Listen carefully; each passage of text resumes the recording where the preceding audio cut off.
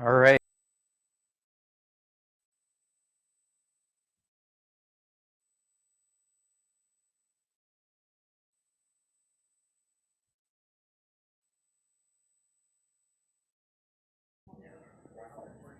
All right, so we're going today. So I hope you learn a lot. I'm Ryan Susi from CUPPAD, Senior Planner, and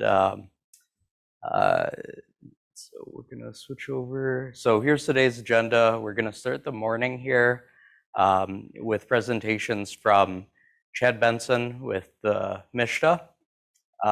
Then we're going to have a break around 11 o'clock. Next, we're going to have the MEDC and EGLE tag teaming it with the Brownfield Basics Tools for Redevelopment. And our presenters are going to be Rob Garza, Jen Tucker, Vicki Schwab, and Abbie Hanson.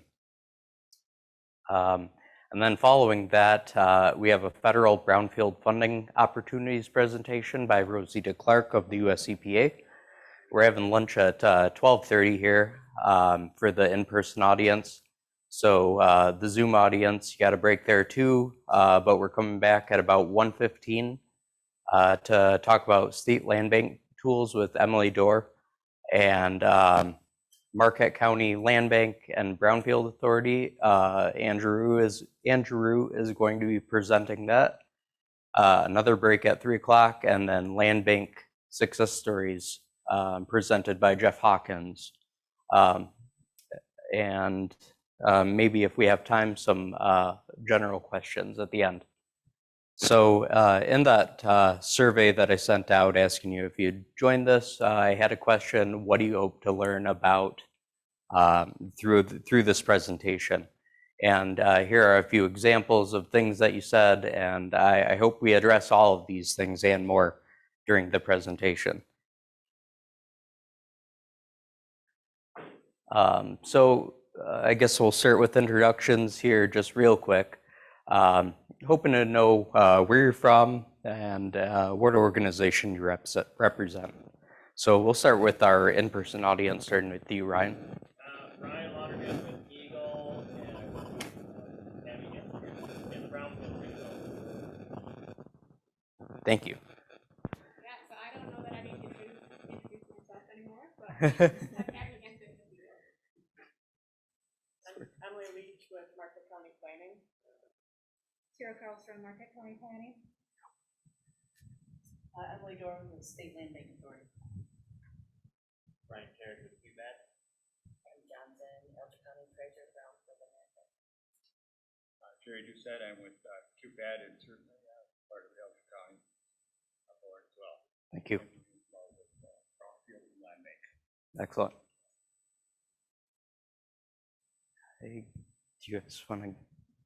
Yeah, I already introduced, but. Oh, sure. Giroux, Marquette County Finance Manager, but also Director of the County Land Bank and Brownfield Authority. Rosita Clark with the USDC. Thank you. Rob Garza with MEDC. Amy Berglund with Investigate. Good morning, Vicki Schwab, MEDC. Al Pierce, City of Ishpeming. Sharon Mackey, Marquette Housing Commission. Thank you. Joe Newman, Chocolate Township. Nice to meet you. Dale Trimley, Chocolate Township. Matt Sweelan, Escanaba, local developer as well. Excellent. Glad to have you. All right, and we have a Zoom audience, so we'll just go down the list. Brett. Brett Bottbile, City of Menominee. Lois. All right, switch over to John Kinkus.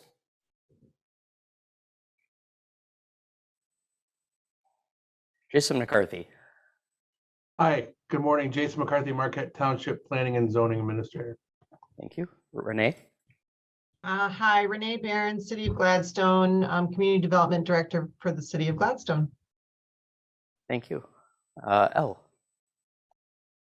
Hi, Elle Jansen. I am the Economic and Community Development Specialist for the LSCP. Thank you, Elle. Chad. Chad Benson. I'm the Director of Development with the Michigan State Housing Development Authority.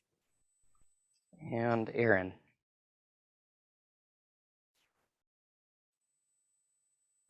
All right. All right, some folks couldn't get to their mic quick enough, but we'll move on. And hi, Ryan. This yeah. is Lois. Sorry, I didn't get to my button fast enough. But Lois Ellis, I am the executive director of the Dickinson Area Economic Development Alliance. Thanks. Thank you. All right. Well, so that's our audience here. Unless I missed anyone, feel free to speak up now. But yes. Oh, I'm sorry, Brian. Go ahead. Right. Brian Mosley, Dickinson County Controller Administrator. Great. Glad to have you. All right. Well, I think we can kick it off to our first presenter here, Chad Benson. So Chad, I have sharing enabled here, so you should be able to share your screen, but if not, let me know. Okay, sounds good. So I think I'm just going to just talk a little bit, I guess, and then we can answer any questions or, talk about anything that anybody wants to know about. But no, I'm appreciate you inviting me today. It's definitely an interesting time, in our state with all the resources that we have, and particularly we have a lot of new resources at MSHDA that have sort of come through the American Rescue Plan funding and some different items like that. And we're starting to, get in the process of sort of rolling out some of those new programs. And, and one of the big things for, putting out a program and, making it effective, obviously, is making sure that everybody's aware of it, and making sure that, everybody sort of understands it and knows when the timelines are and everything like that. So we can do our best to distribute it, throughout the state as much as possible. And so I think today what I want to do is just sort of cover a little bit of each of those, different programs that we're working on, so that everybody's aware of them. And then we can, go into more detail about one of them in particular, because that one's been getting a lot of interest and a lot of people, a lot of good feedback that we received on it. But and then we can, I'm happy to answer any questions today, and certainly, we'll leave my contact information, and I'm happy to follow up with anybody with any questions that anybody has. So, like I said, I want to start by talking about some of this new money that we have at MSHDA, that we're doing our best to make sure that we're sort of distributing all throughout the state. And the way that this new money sort of came in, it's all money that came to the state from the American Rescue Plan. And then the state sort of went through the process of figuring out, how are we going to actually use that money? And a good chunk of it, they said, we, believe that, there's all these, issues throughout the state that we're all hearing about in terms of affordable housing and housing not being affordable. And, we need to create some programs to really help with that situation. So what they essentially did was establish 3 different buckets of funding, which are all flowing through MSHDA, to help with various areas of, making sure that housing is attainable and sort of solving the housing issues, throughout the state. And I'll talk about each of those 3 sort of in chronological order in terms of like when you'll see them being rolled out. So the first one that you're already seeing, and you've probably already heard about a little bit, is called the My Hope program, My Hope. And that is a program that's really sort of centered around doing energy efficient upgrades and also HVAC upgrades for existing homes throughout the community, and for existing homeowners. And the idea is that it's funding, it was a $50 million bucket, but there's going to be $28 million that's distributed statewide. And the idea is that it's going to be allocated through a subrecipient sort of a structure. So a local unit of government or a nonprofit would be able to come into MSHDA and apply for those resources. MSHDA would review that submission. And if it's approved, you would then have those resources to be able to, use to do energy efficient upgrades and HVAC upgrades on houses in your community. So there's actually an application that's out there right now, and they're also in the process of putting out more frequently asked questions and things like that to let people know about the program. But there's information that's on the MSHDA website right now about the program. And before long, there's going to be an application window that's opened up. So then you can start submitting an application for these resources. But in a nutshell, as either a local unit of government or a nonprofit, you would be putting together an application that sort of describes, sort of what types of houses are you going to target? Are there homes within the community that you would target, for using these funds with? And then, submit your application, and that application will be reviewed to determine if funding is allocated to that local unit of government or that nonprofit. And then you would sort of go from there in terms of enacting that plan. Tanya Joy at MSHDA, she is the one that's sort of heading up that program. So I'm not going to go into a whole lot of detail on it, but certainly if anybody has questions about it after this, I'm happy to connect you with her on that. And again, there's information out on the MSHDA website that you can look at right now on that program. But it's a pretty interesting and unique program. So if that sounds interesting to you, definitely let me know, and I can get you more information on that. So that's sort of the first bucket of funding that we received at MSHDA for sort of solving these housing needs throughout the state. The second bucket of funding is really one that's pretty unique. I think it's one that I'm sort of taking the lead on administering it, and it's really designed around workforce housing. Workforce housing is a topic that we've been hearing about for a long time as an issue, all throughout the state, from the UP all the way, down to the, the southern part of the state. It's really doesn't even matter, whether it's an urban community or rural community. It seems like workforce housing is sort of an issue everywhere right now.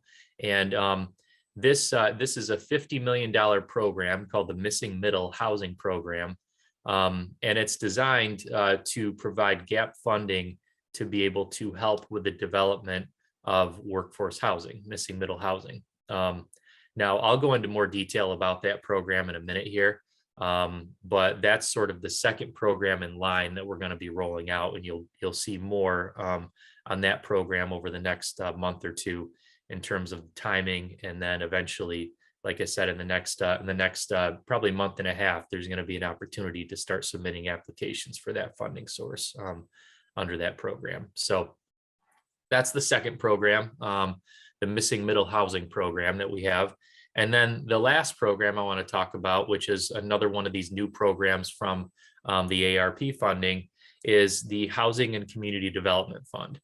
Now, this is sort of the last in terms of the chronological order of when you'll see them being rolled out.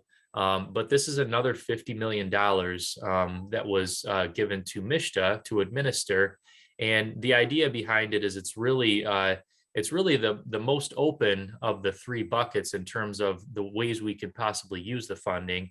And that's really what we're in the process right now of sort of figuring out, sort of putting out all the ideas on the table and then figuring out the best way to use those resources. But the overall idea is that it would be targeted to households that are 60% AMI and below generally. Now that, like I mentioned, with the Missing Middle program, that's workforce housing. So that's going to be above 60% AMI that's targeted at. So the idea behind the Housing and Community Development Fund would be that it's really sort of addressing those needs at 60% AMI and below, because we know that there's a lot of needs there as well. But again, there's still a lot of work that we have to do on the Housing and Community Development Fund in terms of how we would use that $50 million. And you'll definitely be seeing and hearing a lot more to come on that program. Tiffany King from MSHDA is the one that's leading up that program. And if you have any comments or suggestions or questions on that, I would be happy to connect you with her on that as well. And so like I said, those are the three sort of buckets that are new money that I think it's really important for everybody to be aware of and know that they're all going to be sort of coming down the line here, and they're going to be opportunities for you to apply for the funding. So again, it's the My Hope program, which is the first bucket that you're going to see rolled out, which is for energy efficient upgrades for homeowners.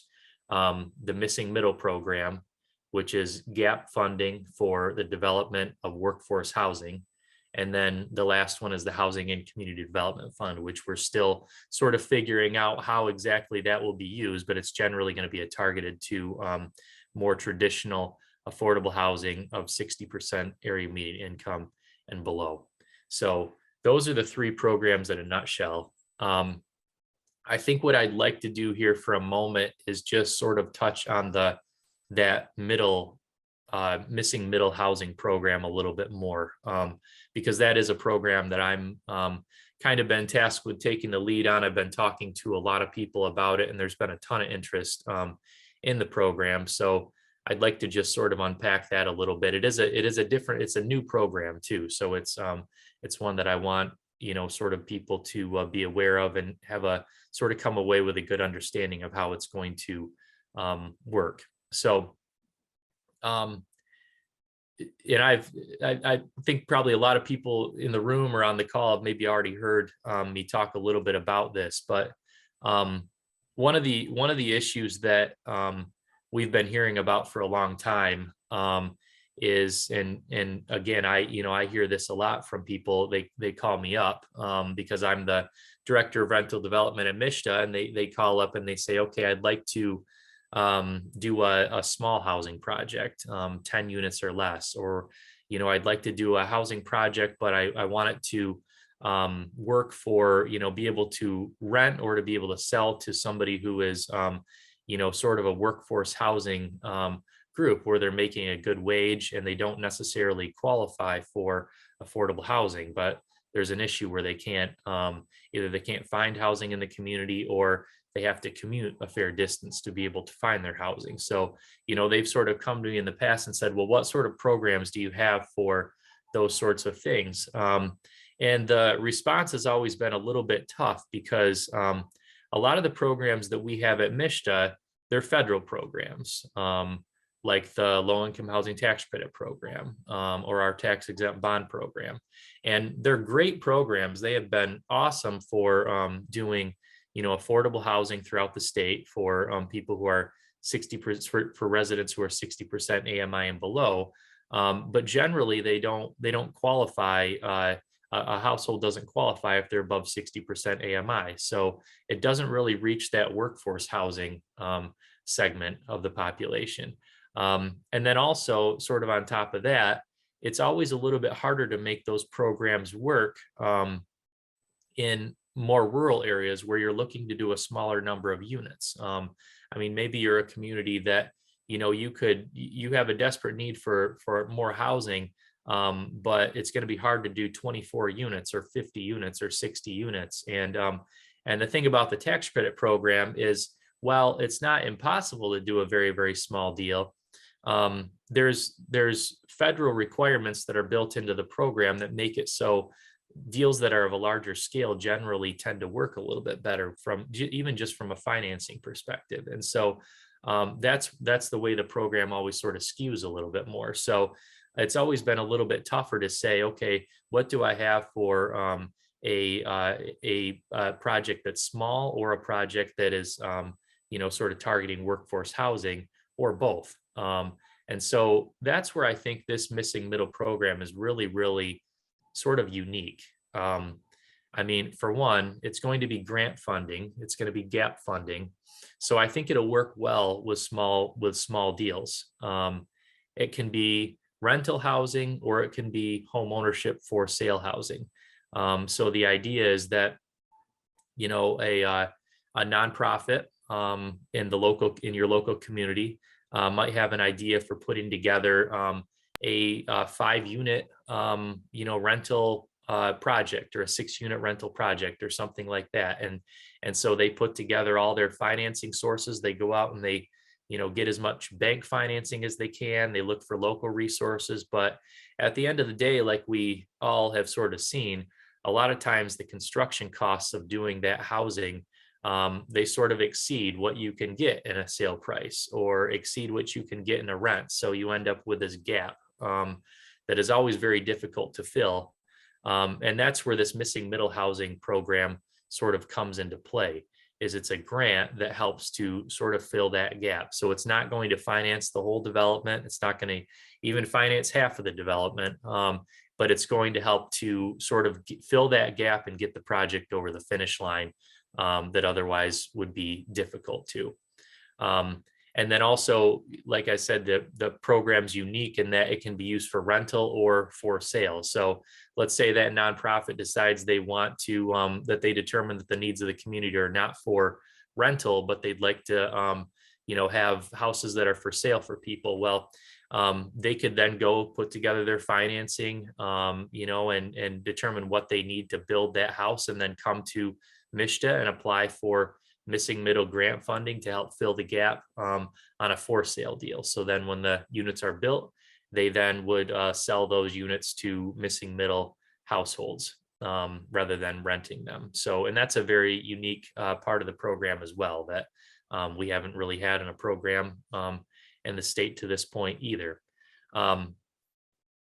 There's a few things that I want to share about the program, and I definitely open it up for questions. If there's any questions, happy to answer those.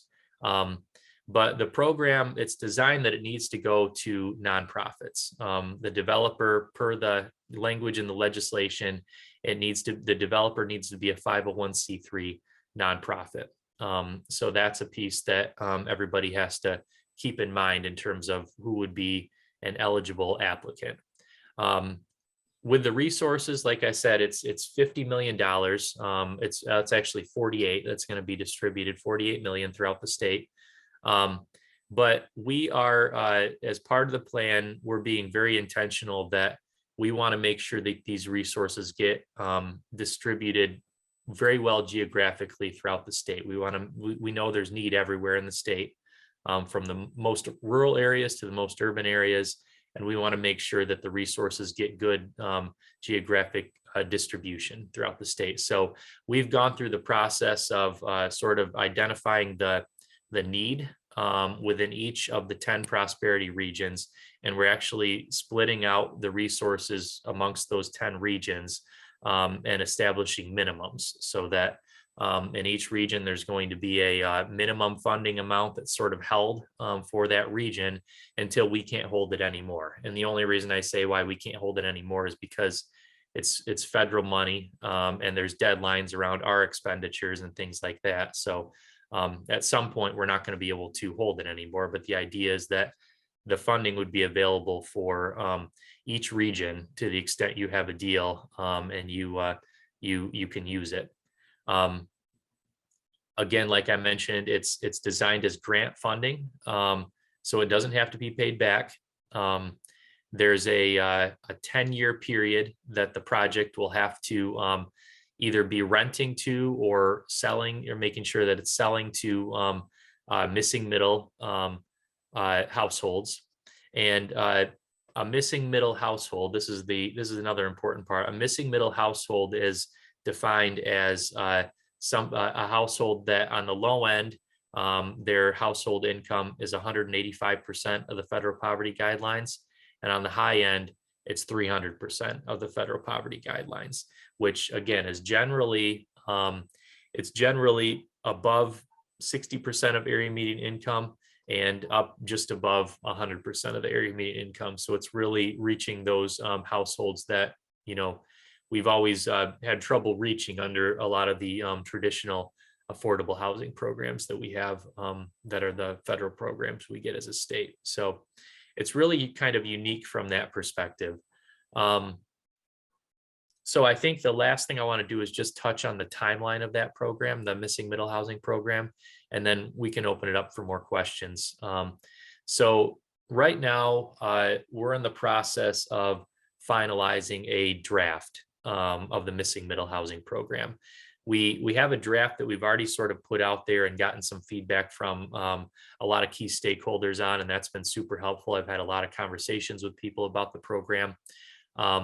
But we are in the process right now of finalizing that draft. And I think even yet this week, we're probably going to have a draft on our website that's going to start a public comment period that'll run for about 2 weeks. And then the idea is that we want to be in a position where by mid-August, we can get approval from our board of this missing middle housing program. And then by mid-September, we can start accepting applications under the missing middle housing program. And so developers will be able to start submitting applications as early as mid-September. But the way we're sort of rolling out the funding is not all the funding is going to be available in mid-September. We're holding a large portion of it back to do a second round the first or second quarter of next year. And the idea behind that is that we've been hearing that there's deals out there right now that are ready to go, where they're saying, hey, if you don't get the funding out there now, I'm going to miss the construction season, and it's going to delay my deal. But we also know that there's a lot of communities that just this hasn't been on their sort of on their radar, and it takes time, to put together a housing development. And we want to give people the time to be able to do that without sort of having the funding out there and then having it get used up. So again, the idea is that second round, the first or second quarter of this next year, would really be the opportunity for most of the funding to start going in terms of being allocated to applicants. It's going to be a first come first serve application process. There's not going to be a complicated scoring criteria, and we're trying to make the program as simple as possible so that it does the best job of really achieving the goal, which is just producing more attainable missing middle units throughout the state. Because again, we all know how much need there is, and it's definitely an issue that we're trying to solve with this program. So. I'm sure there's some other things that I'm missing. I'd be happy to send anybody or this whole group that initial draft of the program. Again, like I said, a second draft is going to be released here and put on our website probably even yet this week. And we're also working on a frequently asked questions document as well to go into some more detail about some of the questions that we've received. So just trying to get that information out there as much as possible, and happy to answer any questions that anybody has. So yeah, so I think at this point I'll just I'll kind of open it up for questions and see if anybody has any questions. Chad, this is Ryan. So we had a question from Lois Ellis about any known UP nonprofits that are working in housing. Are you aware of any, and could you name them? So I'm aware of some of them. I can't name them, but I can tell you that is one of the things that we've been hearing a lot about. Really, the nonprofit piece of it is probably one of the largest topics. And again, that's an item that's it was baked into the legislation when that program was sort of handed to MSHDA and said, hey, this is the missing middle program that we want MSHDA to administer. So there's not a whole lot we can do unless there's sort of a change in the actual program language that would allow the program to be open to groups other than 501c3 nonprofits. However, we've done a lot of thinking on this, a lot of brainstorming on it, and I think there will be the opportunity for partnerships between a 501c3 nonprofit and a for-profit, or two nonprofits. So I think like I said, we're sort of trying to do as much as we can within the context of the language and what we can do with the language that's in the program, to be able to make it so the program is expansive, and we're not letting sort of that 501c3 nonprofit requirement be something that's a limiting factor with it. So Lois, I'd be happy to talk to you more about it. And I know we've done we did another meeting on Monday similar to this in the UP, and the same sort of question came up there, and there were some ideas about different nonprofits that could be utilized there as well. So but again, I hear you there, and that's something we're definitely thinking of, is making sure that there is the nonprofit capacity in order to handle the program. And again, sort of allowing for partnerships with for-profits or other groups as much as possible to be able to help the resources get used.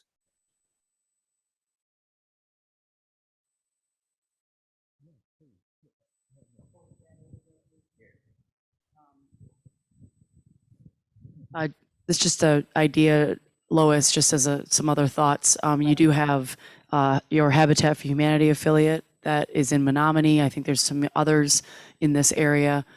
You also have a community action agency, and I know that the one that covers your county does not necessarily traditionally focus on housing development. However, they could be a partner. You also have a community foundation network around the UP. So those are the three entities that I think could be seen as partners with local municipalities, with county land banks. So I'd say community action, Habitat, community foundation. Those are some of the 501c3s that do exist in the UP. But definitely, I'll let Chad bring some other ideas to the table. But just for thought.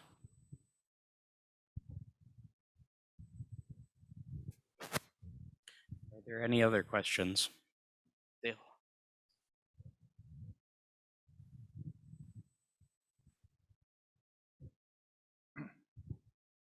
Chad, when you say nonprofit, do these nonprofits have to be geared toward housing, or can it be any nonprofit that can apply? There's some language in the program that describes that it has to be part of the sort of their mission has to be aligned with the purpose of the program. We're going through right now and sort of establishing some more guidance on exactly kind of what those different check boxes are that the nonprofit has to meet. But again, the idea from our standpoint is we're trying to make it as inclusive as we can within the language of the program, so that the nonprofit piece of it isn't a limiting factor. So yeah, there will be more to come on that. There is language on it, but we're kind of going through and trying to interpret it the best way we can for the program.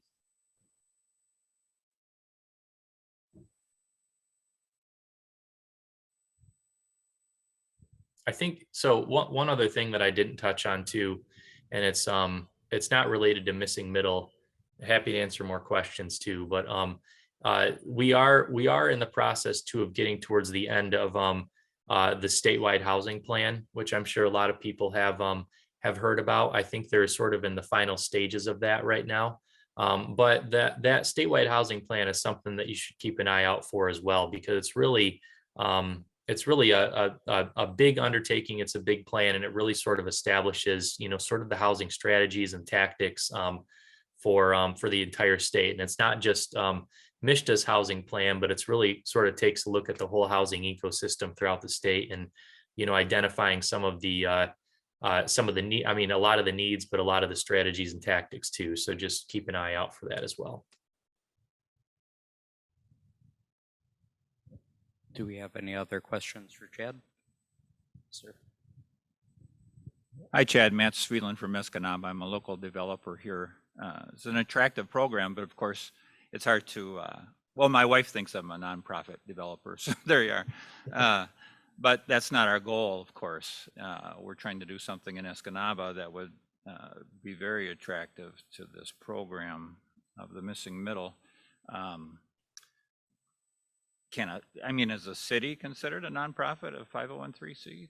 I don't know. And how do you, how would you ever structure that between the development, like the actual developer and the nonprofit? I've never heard of a nonprofit developing something like that, but that's just because my ignorance. So No, it's a good question. So yeah, the actual language in the legislation, it says 501c3, so it has to be a 501c3. And just to give you a little bit of an idea of sort of maybe one example of what we've been thinking of is, so we know that the actual missing middle grant dollars, per the legislation, it has to go to a 501c3 entity. But when we see this in a lot of our other programs as well, I think there could be the possibility that while the grant goes to the 501c3, the actual owner of the project, whether it be a rental project or a for sale project, is maybe a partnership between that 501c3 and a developer. So there's a separate entity that's like the actual ownership entity. And that might be where the for-profit's 49% owner and the nonprofit's 51% owner. So there's actual material participation by the nonprofit, but there's also then partnership, with the for-profit as well there. So the idea in my mind under that scenario would be the grant would then flow directly to the nonprofit, the 501c3, and then the 501c3 would pass that grant through, those dollars through to the actual owner of the deal. And I think, in as far as our conversations have been so far, I think that meets the intent of both the legislation, that it's a 501c3 that is, receiving the missing middle dollars and they're the developer, but that the actual ownership of the deal is, sort of allows for a partnership with a for-profit as well. So yeah, it's certainly not as easy as just, allowing a for-profit to be the sole developer on the deal in that case, but I think it allows for some other structures that will hopefully work as well. Does that answer it okay then? Just, would there be a compliance period of that partnership then, you think?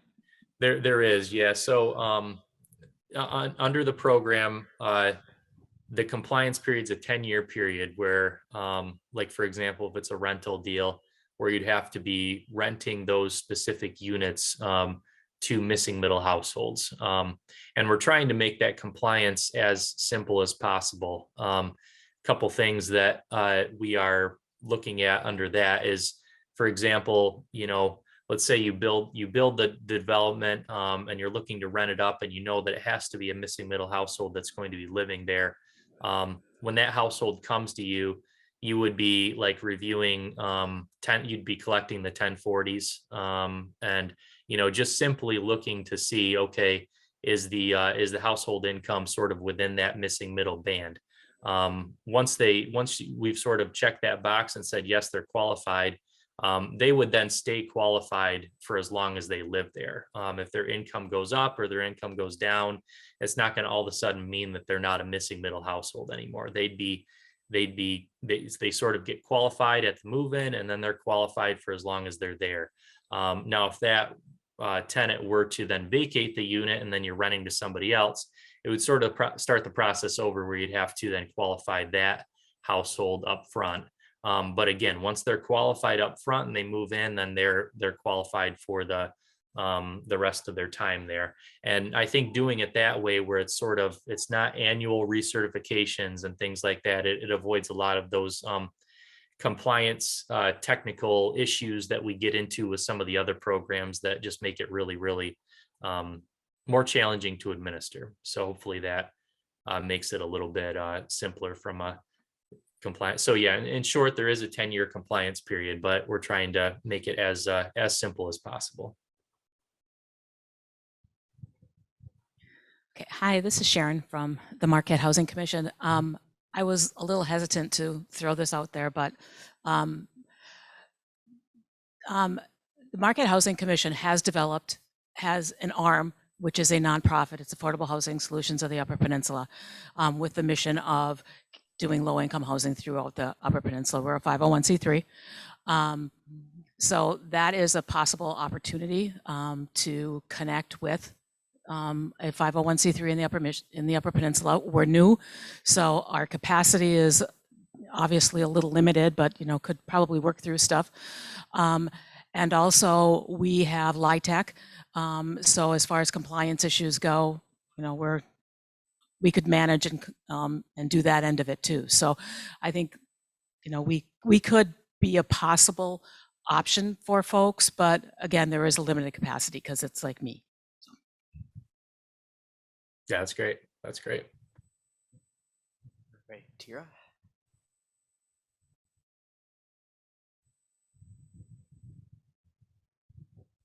Hi, is this program just for new construction, or could renovation of existing structures be included? It can be new construction or renovation, or a combination of both. So I think the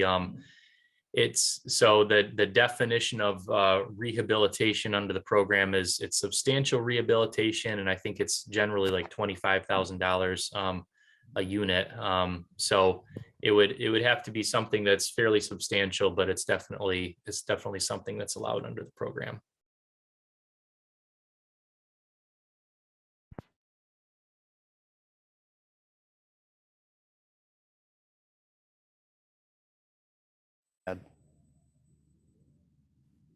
How about the online audience?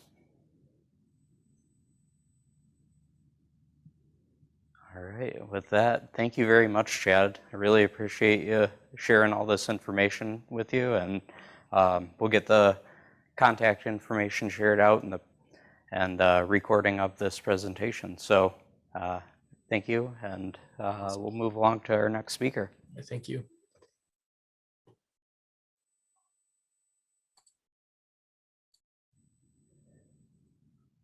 All right, we're ahead of the break time here, but I think we can get started with the next presentation from MEDC and EGLE here. So we'll go ahead with that if you guys are all right with it.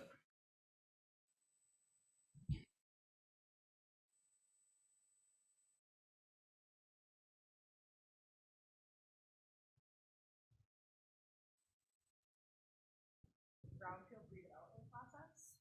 Oh, really? Are you sure? Okay. All right. I'm going to do a tune for you guys today. But before that, we'll present to you on Brownfield tools.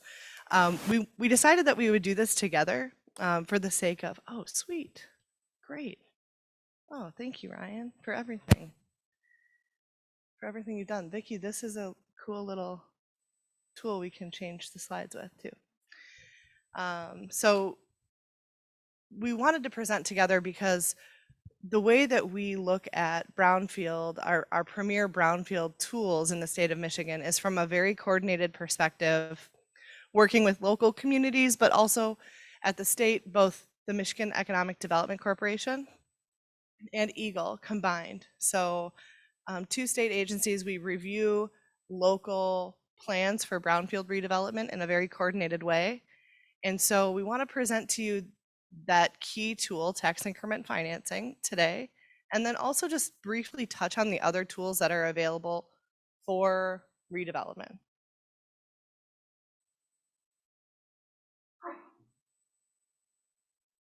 Okay.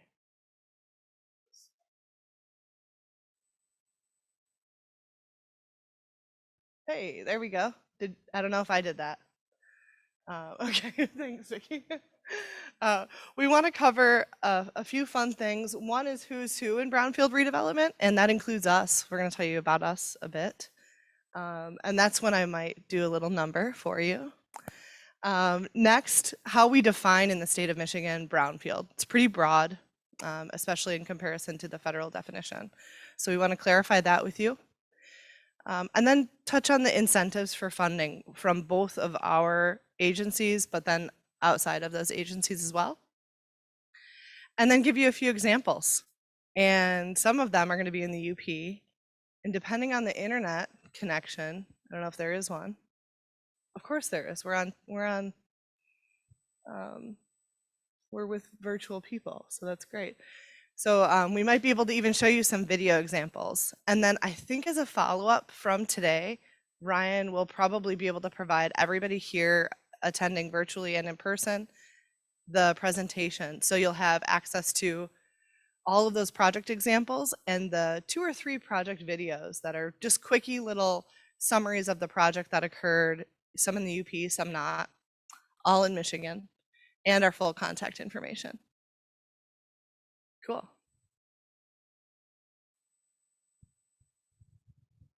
So in the field of dreams of Brownfield redevelopment, who's on the team?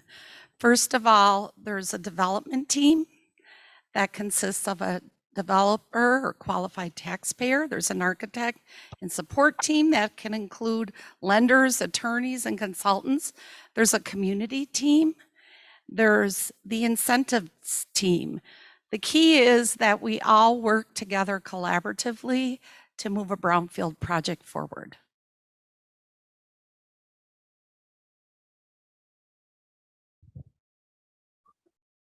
Anyone know these people? Any of these people look familiar? You know somebody there? Shannon. Yeah, we took her picture.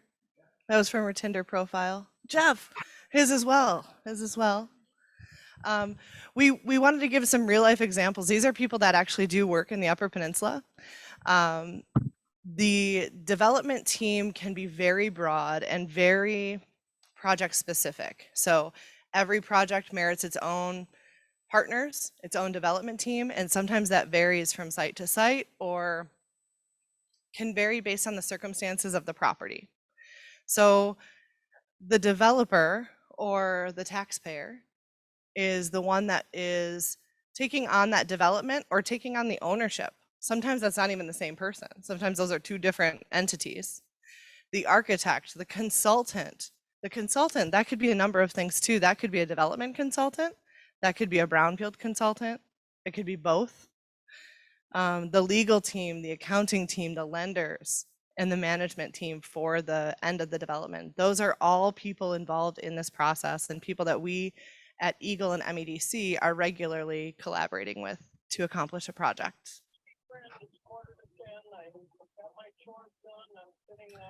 We've also got the local team. So that is when we work with folks like you guys here and on the phone, the Brownfield Redevelopment Authorities or the BRAs. This is really at that Brownfield Authority level. That's where the Brownfield tax increment financing process really begins, because that's where the first approval happens of that Brownfield plan, or you'll find out an Act 381 work plan and the difference between those.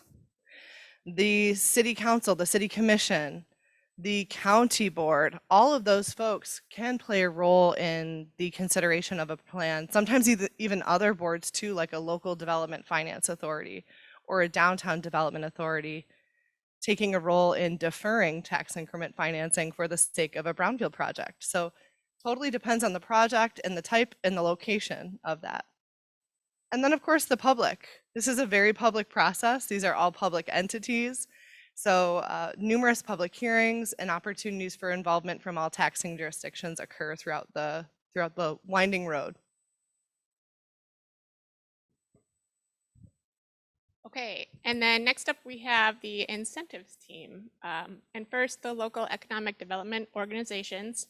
And really their title says it all. These are the folks dedicated to the economic development of a region. They're the ones kind of on the ground, keeping an ear open for incentive opportunities, gathering the right players, and making things happen within the community.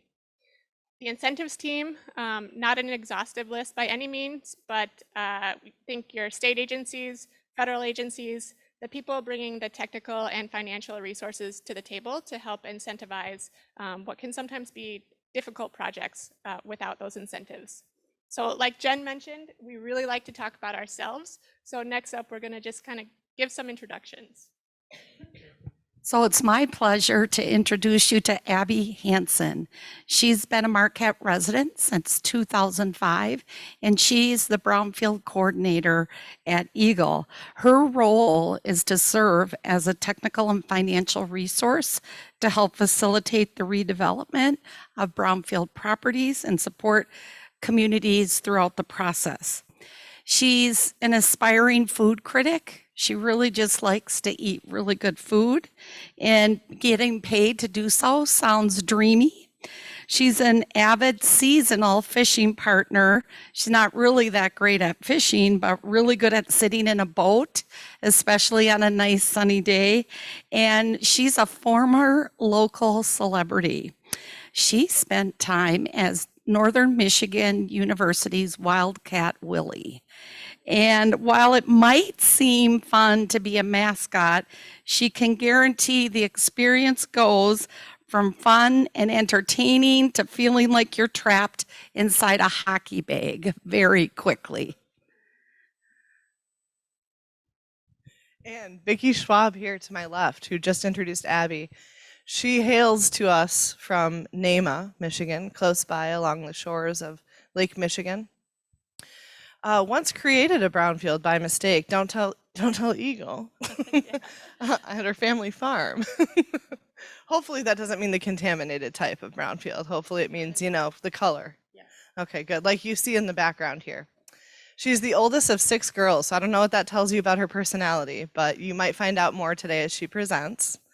And once in a fishing derby, let a car get away. Oh no, oh no. She loves Outlander, and I think this week too there was the national, the U.S. National Scottish Day. Wow, okay, I love it. I always think of Shrek though, really, not Outlander. So Vicki works on our business development team. Her focus is some of those stage 2 growth companies in the state, and specifically in the 15 counties of the UP that are expanding in certain priority sectors like manufacturing, high tech here that we have. All right, the one and only Jen Tucker. She is your Community Development Manager for MEDC, serving you folks here in the central UP.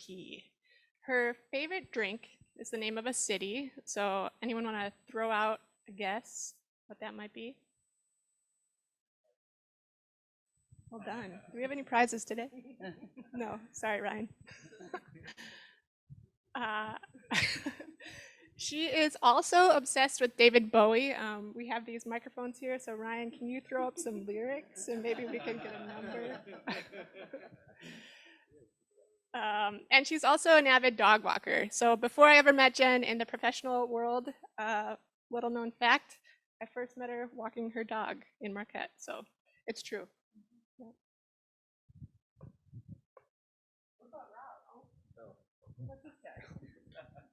I'm Rob Garza. I didn't get a cool slide, but that's mostly my fault. I'm program staff working out of Lansing, and so I work in support of all of our field-based staff, focused really primarily on everything Brownfield. So that's my role, supporting all these folks up here.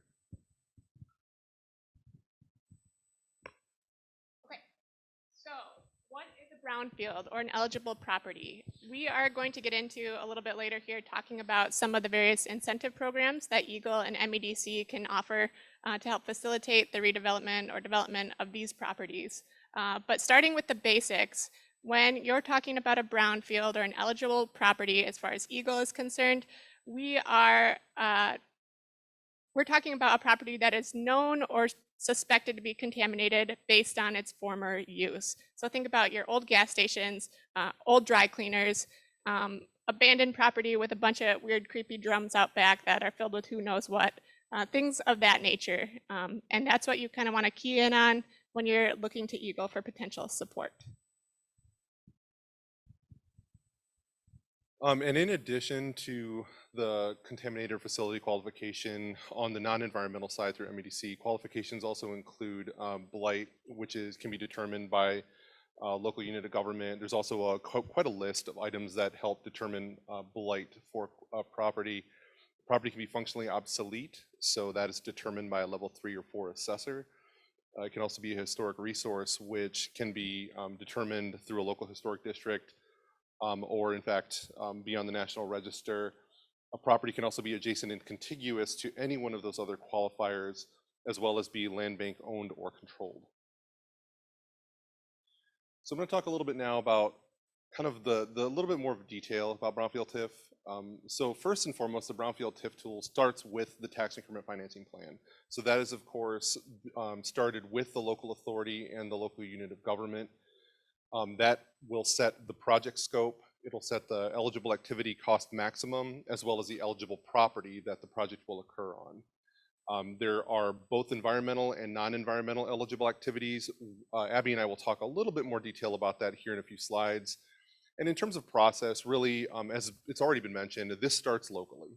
This plan begins with the vetting locally, determining that the project fits within the goals of the local unit of government.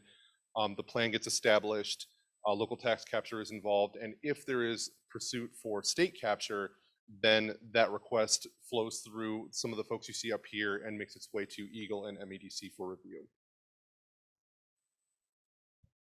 So again, Brownfield TIF, the tool really is to assist in the reimbursement of eligible activity costs as defined by the Act.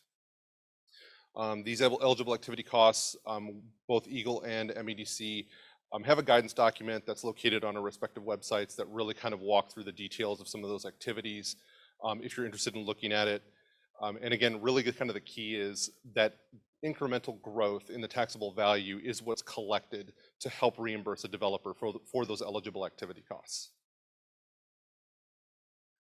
Two key elements to make a project successful using the Brownfield TIF tool is that there is a developer that's paying taxes on the property which the project is being undertaken on. I do want to note that in conjunction with a private development, there can be development and costs undertaken by a municipality, by an authority, but again, that increment has to be driven by that taxable value growth, so that does have to be privately owned. And then again, the second key really is that you do have an expectation that there's going to be an increase in that taxable value upon project completion. Again, one of the things we really like to emphasize is that tax increment financing is a reimbursement over time. It is not money up front. Again, that anticipated amount really is generated and stated by the assessed value. That's all determined locally of what is anticipated to grow over time. And again, that increment, that is really funny. So again, the increment is the key. So, you know, we really rely at EGLE and MEDC, we really rely on that local assessment of growth to help determine ultimately what that total reimbursement will look like over time. And again, in terms of the reimbursement itself, the TIF capture period can't exceed 30 years of capture under the law, and it does have to begin within 5 years of the adoption of that local brownfield plan. And just kind of breaking it down, kind of a little bit more basic, again, how does this really work? So the developer will undertake the project. They'll make all of the improvements to the associated eligible property. Upon project completion, the taxable value obviously will increase and pay a benefit to the municipality. However, during this time, that base taxable value of the property when the project began continues to flow through the taxing jurisdictions as normal. So they still do realize that benefit. And upon project completion, once the reimbursement is completed, whether it's 5 years, whether it's 30 years, then once that reimbursement is finalized, the municipality gets to realize the full benefit of the new taxable value. And we have a graphic that shows it a little bit more. And Vicki, I think you can click on the next one because it'll fire it up. Okay, so this is just a visual example here in St. Anne Lofts in East Lansing, in which on your left, bottom left corner, you do see kind of like where the original building was. That kind of represents that base value that continues to flow through to the taxing jurisdictions. On your right is the completed project, conveniently next to the green box, which talks about the incremental increase. Just kind of hopefully a handy visual to just kind of show you upon completion, that's where we end up, and that increment in the green is what is used to pay back the developer for those costs. And this is just yet another graphic here. Again, this will be available for your own review in the slideshow once we're finished.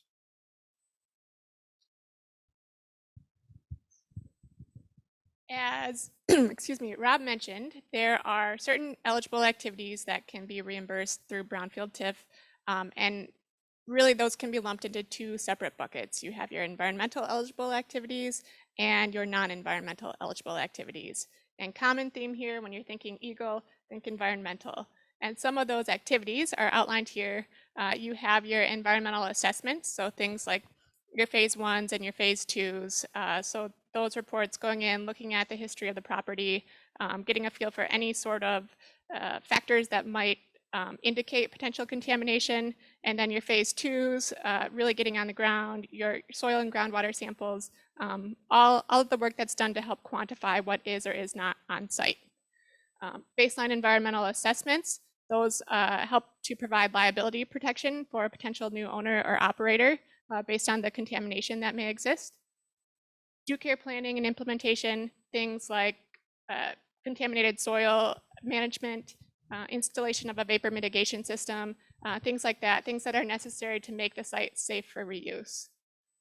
We can also reimburse for pre-demolition surveys, lead and asbestos surveys, and then response activities, things kind of above and beyond those due care activities, more so than just making the site safe for reuse.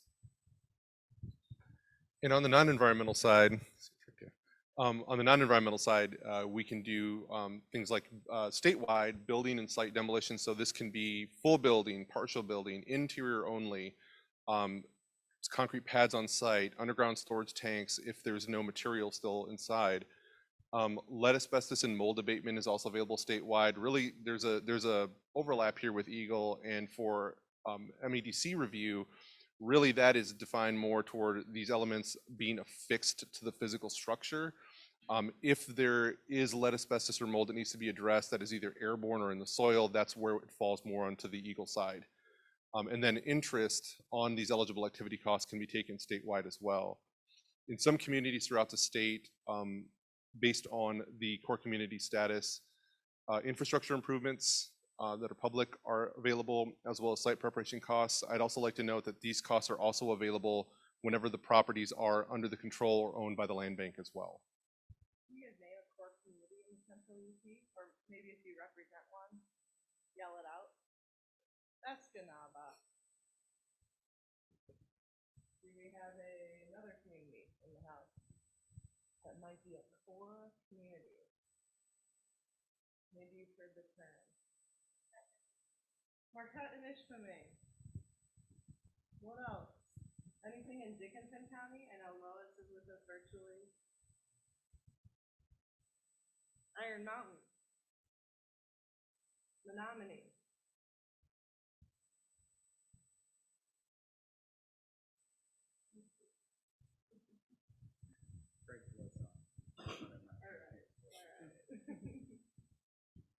Okay. So the process to start brownfield tax capture all starts at the local level with the local Brownfield Redevelopment Authority and the development and approval of a local brownfield plan that allows for the capture of local taxes to reimburse those eligible activities. What the brownfield plan does is it, some of these key items here, among others, it establishes the eligible property and the activities that are requested for reimbursement. So what activities are eligible within that plan. Its approval also indicates that the local jurisdiction is in approval of that tax capture to reimburse those costs. And it sets the amount of, the maximum amount of tax increment revenue that can be captured. I'm not really going to get into this in too much detail. Anne's going to speak to it more this afternoon, so she'll kind of dig into that a little bit further. But I think as Rob mentioned, here's a little plug. EGLE and MEDC both have guidance documents and templates available for the development of this, and also the Act 381 work plan that we're going to talk about next. Okay, so as I said, the brownfield plan allows for the capture of those local taxes, kind of another stepping stone in the process that can but does not have to be completed is the submission of an Act 381 work plan for capture of those state taxes in addition to local taxes. And really what this does is it increases the amount of revenue that can be captured and decreases the length of the payback period for that plan. Whoops. Whereas a brownfield plan is conducted entirely at the local level, EGLE and MEDC don't need to be involved in that. An Act 381 work plan will have to have approval either from MEDC or EGLE or both, depending on the activities that are being proposed. One common misconception is that this process takes away taxes from going to local schools. That's not true. It really just defers that tax increment revenue until following the duration of the plan. And I'm going to just talk for a few moments about the actual MEDC process when there is the pursuit of state support for non-environmental eligible activities. Just also, this graphic is available on our website at myplace.org underneath the Brownfield program tab. So in step 1, locally, the project is identified, it's scoped, it's determined this is something that the locals really want to move forward with. Step 2 really kind of involves now Jen and Vicki to talk a little bit more about this project, what it means, what benefit it brings to the state, and really kind of what activities and support is sought specifically through MEDC review. Project feasibility review, step 3, that's when materials, more concrete materials are given to Jen and Vicki to make their evaluation, to really kind of look at the hard numbers, the data, the request, so that that support can be articulated to leadership to start making that case. Step 4, this is that part that I just kind of like leaped into where Jen, Vicki now have everything they need to advocate for that project and for the request and to speak to leadership, and then obviously all things going well, a letter of interest or an offer letter goes out to the developer and the BRA. Step 5 is actually when it comes on to my team. At this point, again, the letter of interest, the offer letter has been signed, returned.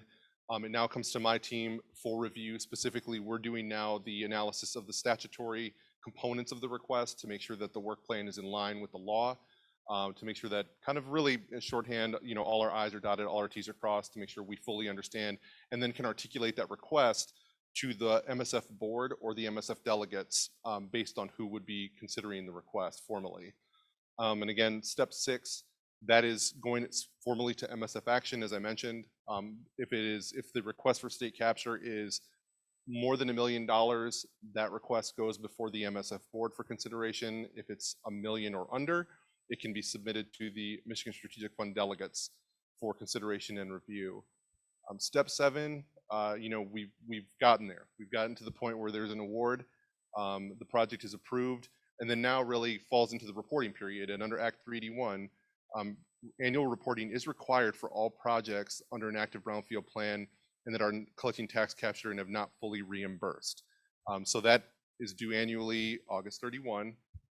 And more importantly this year, as many of you are well aware, the reimbursement of the intermediate school district dollars is being reported through our reporting portal, which will then be given to Treasury. So we really can't emphasize enough how important it is to get that data in before August 31, so that can be, you know, obviously moved forward in a timely manner. And step 8, you know, project promotion. So that's when our marketing communications team starts to reach out to make sure we can tell the story of the success, right? We want to celebrate these projects and the impacts they bring to both the state and locals. Okay, at EGLE, we really need to step up our game, I think. I don't have an infographic for our approval process, but thankfully it is pretty straightforward. One thing I want to note before we get into kind of the approval we take at EGLE or the process when we look at these plans, is to note that these plans can be submitted for EGLE only approval.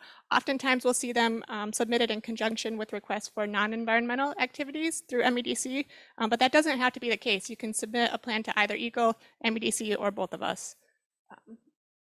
So when you do have a plan with environmental eligible activities included for state tax capture, we do just request that you work with your local friendly brownfield coordinator, who is myself. I work throughout the UP, as well as EGLE's project manager for your county, and I can connect you if you're not familiar. But you know, from the time of inception, as you're thinking about these plans, we just ask that you work with us so that we can help guide you throughout the process. final submittals are in our inbox, we check to see that those plans are administratively complete.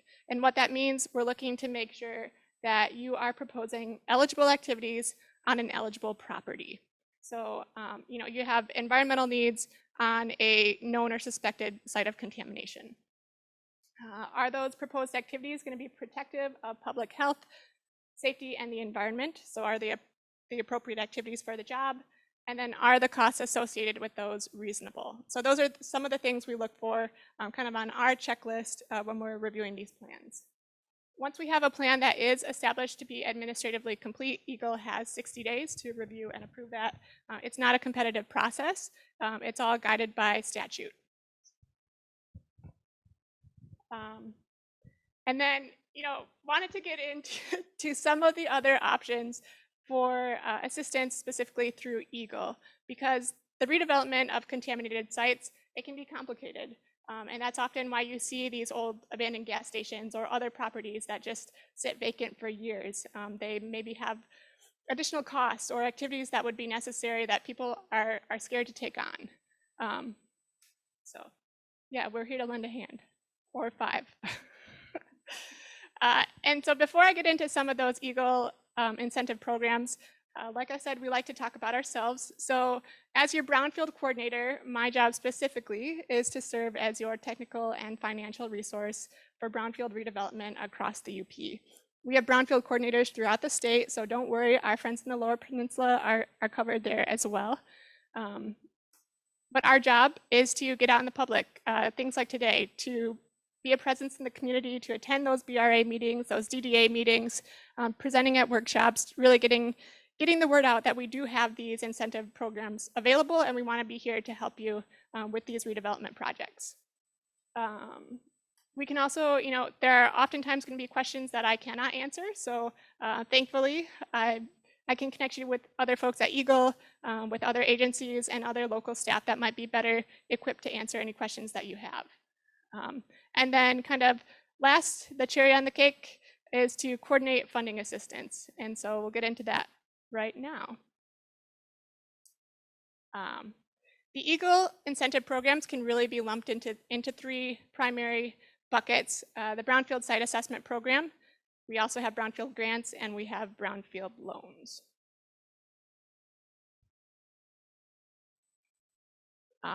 And that Brownfield Site Assessment Program, this is really oftentimes step 1 in the whole process. This program is really great. It can be used to kind of help attract development to some of those abandoned sites that have been sitting there for years and years, underutilized and unoccupied. Or it can be used to inform development when you do have a developer in the picture. So it's really kind of open here. There are a lot of opportunities and a lot of different avenues we can take. So it's worth discussing with me as your Brownfield coordinator when you do have potential opportunities for Brownfield redevelopment or ideas for your community. The eligible applicants include local units of government, but they're often working in conjunction, with developers and development teams when there is a development in the picture. And so it's kind of all parties to the table here. One thing to note too is that eligible properties include both publicly and privately owned sites. So it doesn't have to be a site owned by the local unit. It can be, somebody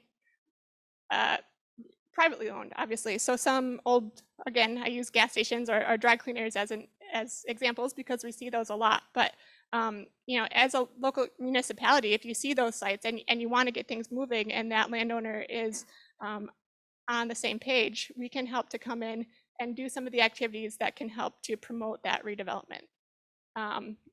Brownfield site assessment, so kind of says it all.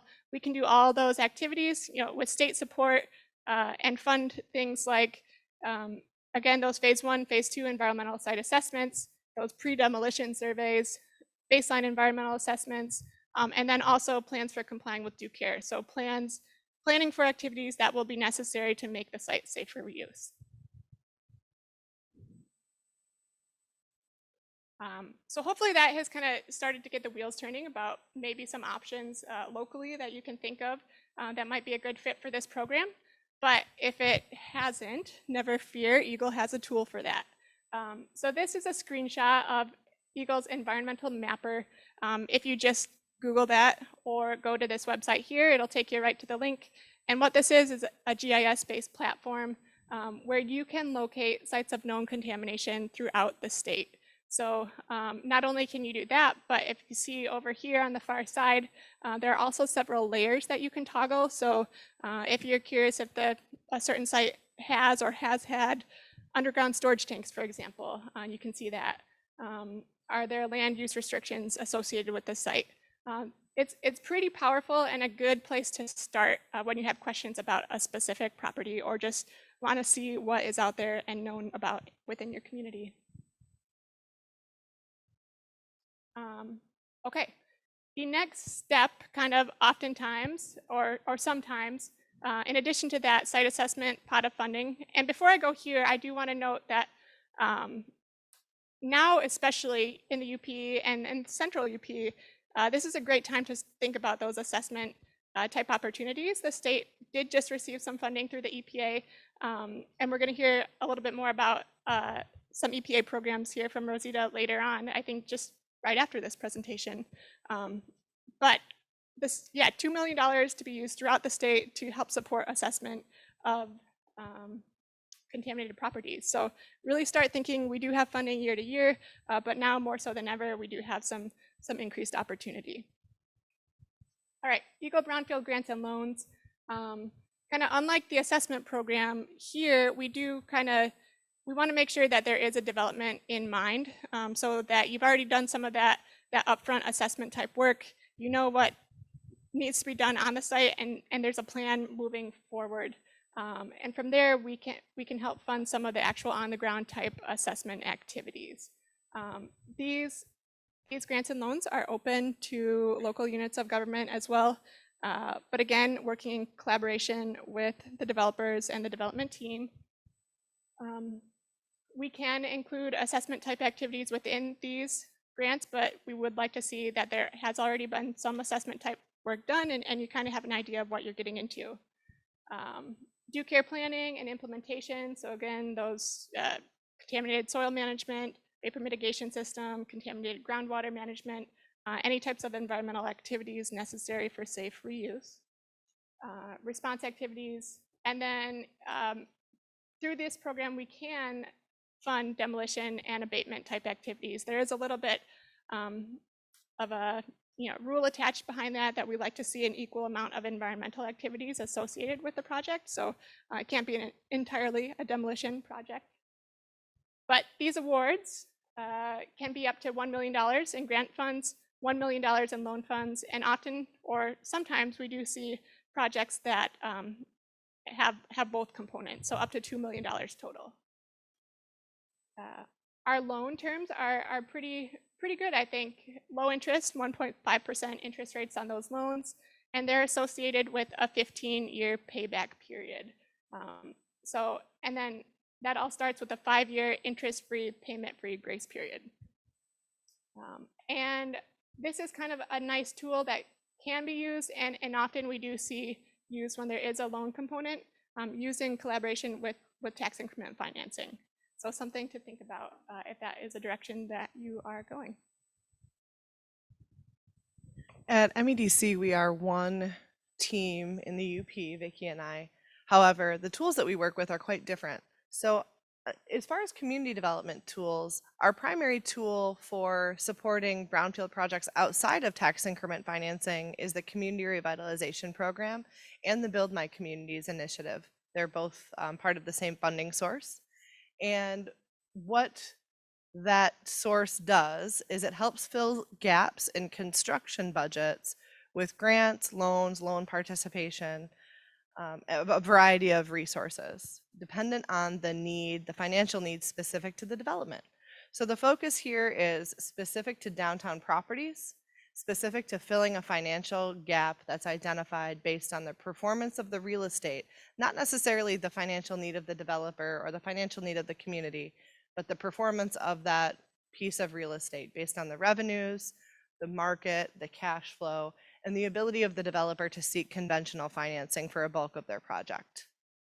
We also have technical assistance tools through redevelopment ready communities and our redevelopment services teams to help assist and fund some pre-development work like feasibility studies or architectural and engineering if the community is fully engaged or certified as a redevelopment ready community. Here in the central UP, I think we only have one certified redevelopment ready community, the city of Marquette. And on the business development side, our tools and resources are designed to help retain existing businesses, to help existing businesses grow in Michigan, and to also attract new investment in the state of Michigan. And based on that, we have resources in the form of grants and loans and technical assistance that's based on the individual business need and project that they define.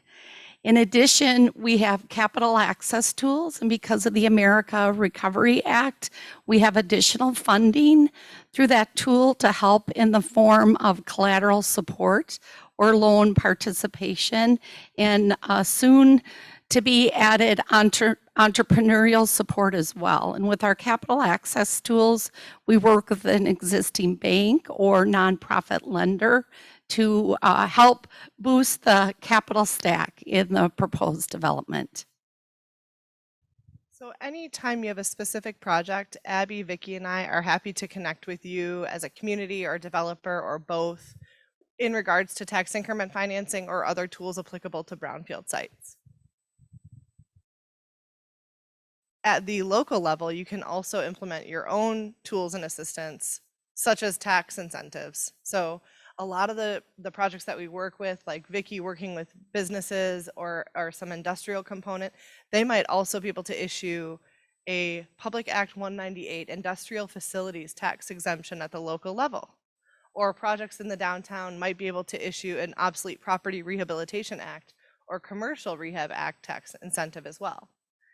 We also closely partner with our other state agencies like the Department of Ag and Rural Development. Donna LaCourte, I know, is familiar to a lot of you here today. The Michigan Energy Office and the SBDC, specifically in the UP housed out of Michigan Tech. As you'll hear today from EPA, a lot of the projects we work with also incorporate federal incentives like EPA tools, federal historic tax credits, low-income housing tax credits, new market tax credits, and also USDA rural development funding, really common in the Upper Peninsula outside of Marquette. So we are happy to be your liaison between the development and those tools, and you can definitely use us. We're here for you and to make these projects come to fruition. So if you don't take anything away from today other than our contact, make sure you've got that in your pocket. What we want to do now is cover some deals that happened in the UP, some outside of the UP, I think, in the upcoming slides. But some of these deals that occurred in the UP, can anybody name this one on the cover page right here? Or where it's located, I guess I should say. Marquette, yeah, this is right at Founders Landing, a former tank farm, really, we'll call it. Now mixed-use development, in this photo on the right, a higher density condo development. So R&B Electronics in Sault Ste. Marie is a family-owned manufacturer of components, electrical components for the aerospace and defense industry. And it's important to note that Act 381 of 1996 has been in place since 1996. And this was a project that received EGLE and MEDC support in 2006. They were looking for a new location that could support their expansion, or they were going to relocate their facilities back to Texas. And they approached the local economic development partner, the Sault Ste. Marie EDC, about finding a facility that could support their expansion, or they were going to close their doors.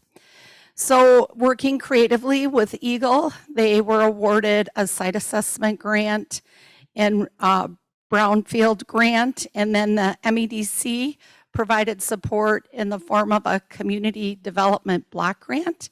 Then the local unit of government provided PA 198, 12-year property tax abatement, and the local economic development partner provided an EDC grant to help them stay in Sault Ste. Marie. So it was a $1.8 million project and retained 33 jobs.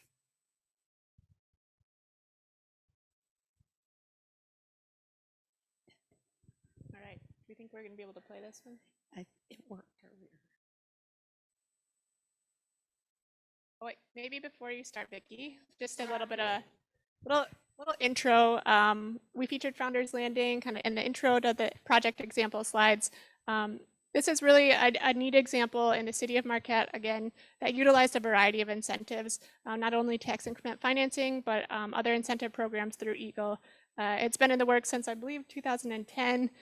They're still working on it, but you'll see why. It's the redevelopment of the lakeshore in the city of Marquette, former industrial site, but now, as Jen said, mixed-use commercial redevelopment.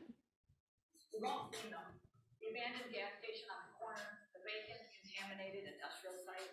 This video series is about the partnerships that make brownfield redevelopment possible. This is Brownfield Flip.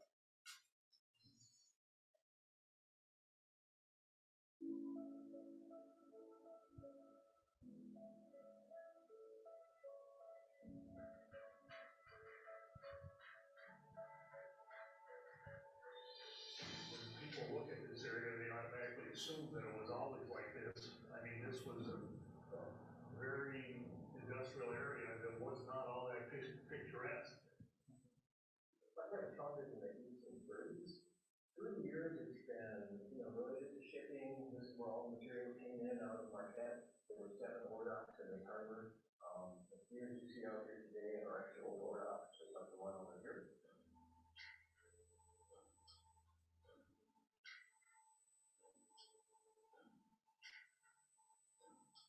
As a kid growing up here, all of the harbor was inaccessible. It was all being used for industrial purposes. A wonderful Matson Park was a coal pile, this was the tank farm, and so nobody came down to the water here.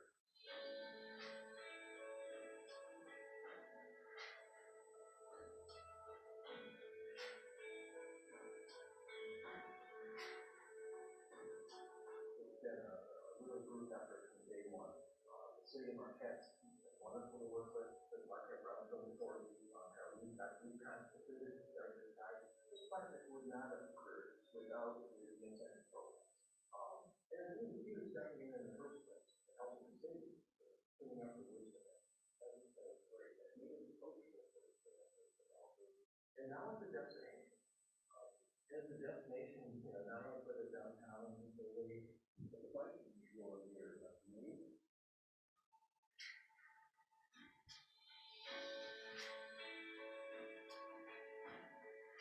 Someone develops on this type of property, something that's indeed the Brownfield area, the taxes that are generated by that development can then be put back into the infrastructure, the cleanup. City leaders over time have made it a goal to leave as much of the shoreline available to the public as possible.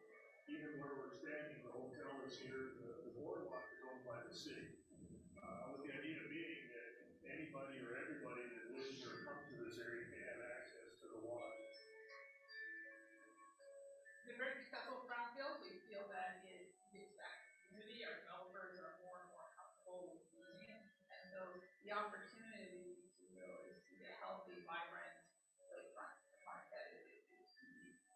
This is the view that we all want. It speaks to us and we miss it when we haven't been here.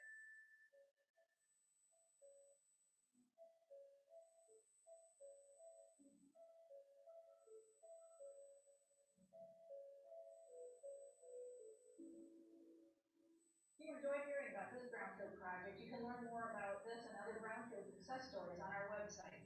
Thanks for watching. Stay tuned for another episode of Brownfield Flip.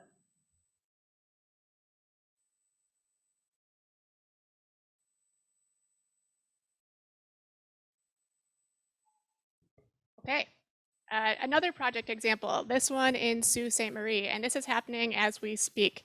This is the MAC building. It was a former dry cleaner. It served the maritime industry dating back to the early 1900s. This building, it's right downtown, main drag, Sault Ste. Marie. It's been vacant since the 1970s or so, just kind of waiting for an opportunity. And as you can see, kind of here's the building. This is the facade you'll see today. That was done in support of some funding through MEDC. EGLE was also able to provide a $1 million grant for the project. Former dry cleaners are notorious for some pretty nasty contamination. So here we helped install a vapor mitigation system. We assisted with interior demolition and abatement, some site investigation activities initially, and ultimately this is going to be a mixed use residential and commercial establishment. So pretty cool if you're ever in the Sioux to check this one out.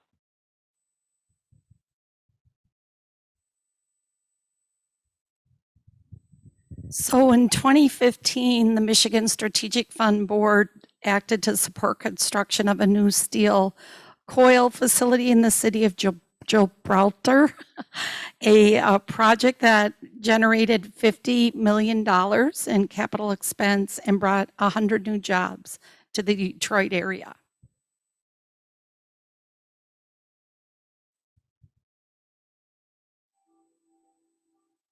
But in order to achieve certain things, you have to create technology that hasn't existed. I think basically it's telling people we are open for business. The city of Detroit's open for business, the state is open for business. We are happy to announce today that we have approved financial assistance for ferrous metal processing through our Michigan Business Development Program and Brownfield Redevelopment Program to redevelop a severely contaminated site in the city of Gibraltar. What this line does, it takes conventional steel, merchant water steel, and significantly increases the strength so that we can start making the vehicle parts out of lightweight steels. The building itself is a tremendous advantage, but it also has the environmental concerns, which I think is quite away by the MEDC, DEQ stepping up, and it's really not cleaning up. This project is a perfect example of collaboration between various agencies, including the City of Gibraltar, Wayne County, Port of Detroit, DEQ, MDOT, and MEDC. Of all the things I've done here, aside from starting ferrous metal processing with other corporations at ABA, this is the most exciting job I've ever done. This is really, really exciting for me personally. Without the involvement of the Michigan Economic Corporation and the environment on this project would not happen. I mean, that's just a fact.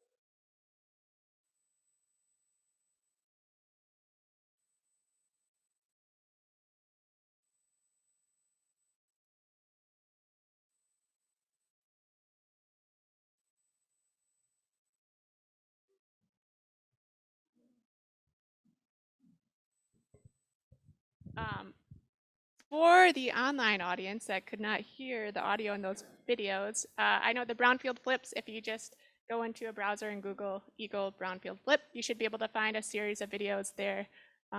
Jen, Vicki, can you? Yeah, all of these are linked in the presentation, so you can click on them at your own free will. Probably over the weekend, you can cast them on your own TV for your family if you choose as well, for entertainment on Friday and Saturday night. Thanks, Jen. Just by happenstance, we have another project example here from the Sioux. This one, LSSU's Center for Freshwater Research and Education. Again, along the lake or along the waterfront in the city, a former industrial site. I think it's a common theme here in the Great Lakes. You know, the lakefronts and waterways are, they were prime opportunities for industrial activities. This site was awarded a $1 million grant and a $1 million award through EGLE's Brownfield program to help kind of clean up that site in preparation for this new center at LSSU. Due care investigation type activities, due care activities themselves, so contaminated soil transport and disposal. It's also, you know, a site with lots of fill materials, so we were able to help them to install some specialized foundations for that structure. And then demolition was also a component as well. All told, it was about a $13.2 million project, and about 12 full-time jobs and 12 part-time jobs were created there. And this center, I believe, opened up earlier this year. So I'm headed there tomorrow to actually take a tour, and really looking forward to it because, again, if you get a chance to visit the Sioux, this might be another great stop on your tour.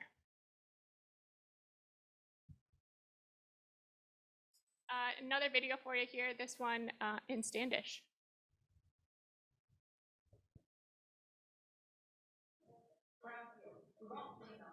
The abandoned gas station on the corner, the vacant, contaminated. Put it by a speaker, maybe. This video series is about the partnerships that make Brownfield redevelopment possible. This is Brownfield Flip.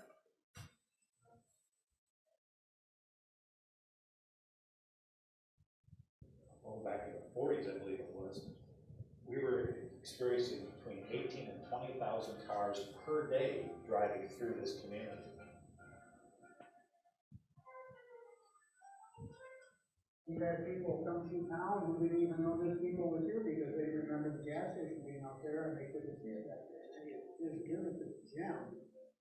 Nobody knew about it.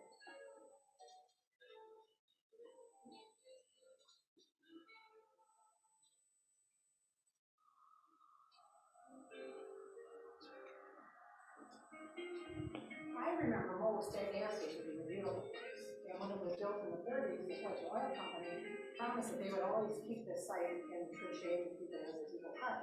But I think maybe the original people were gone and that story kind of fell away.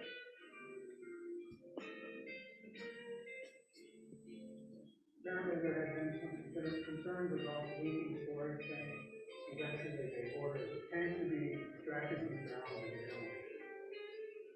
The tanks were actually underneath the building, so the building pretty much had to go home. That was good because then the depot became more visible to people, and they actually noticed, wow, there was a depot back there. We're glad to see some of these old sites remediated because there was no longer gasoline collecting in banks of the Pine River and getting into our local aquifer. There was a developer that wanted to tear this down and make kind of a strip mall of sorts here. And we basically said, that can't happen. This town was started because the train came here in 1871. We just felt somehow or other it needs to be historical, needs to be a museum, needs to be something like that. So with the help of everybody else, it's become the standard historical depot and welcome center. It's an important part of our life. We think we've done a good thing for the community here. You look at what we've done, we've got a lot of different activities, yard sales, garage sale things that are happening here. We have a farmer's market. The Mountain Novelty Car Show was wonderful. I think it's super group of people that come in. It's just a chance to have local people do local things. This is not just a visitor center. We don't just function as a visitor center. We have many local people who come in here seeking information. People come in, they want to tell you their story, they want to know about the area. Very often they're looking for family stories. But we just provided a nice place here for people to stop in and visit.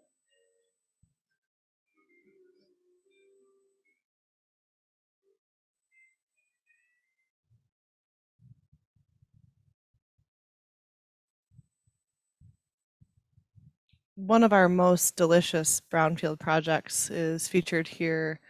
A former blighted, longtime blighted vacant building, I would say for about 10 to 12 years, that had a fire in it, was redeveloped into 2 residential units and 1 larger commercial unit that houses a pastry shop, which I dare say has the best plain croissant in all of the Upper Peninsula.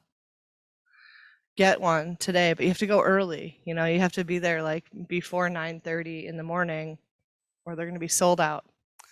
Both the local Brownfield Authority and the state participated in the tax increment financing portion of this project. Locally, about $300,000 worth of eligible activities, and at the state about 150,000. And the local the private investment was to the tune of about 3.3 million. So if that tells you, I mean, the vast and extensive amount of redevelopment that had to occur on this site, it really was in bad shape. In that commercial space, they were able to create 15 new jobs and add a new business to downtown Marquette in just that 6,750 square feet of space. So really nice to see that now active, and of course, you know, the croissants. I can't even tell you enough about them.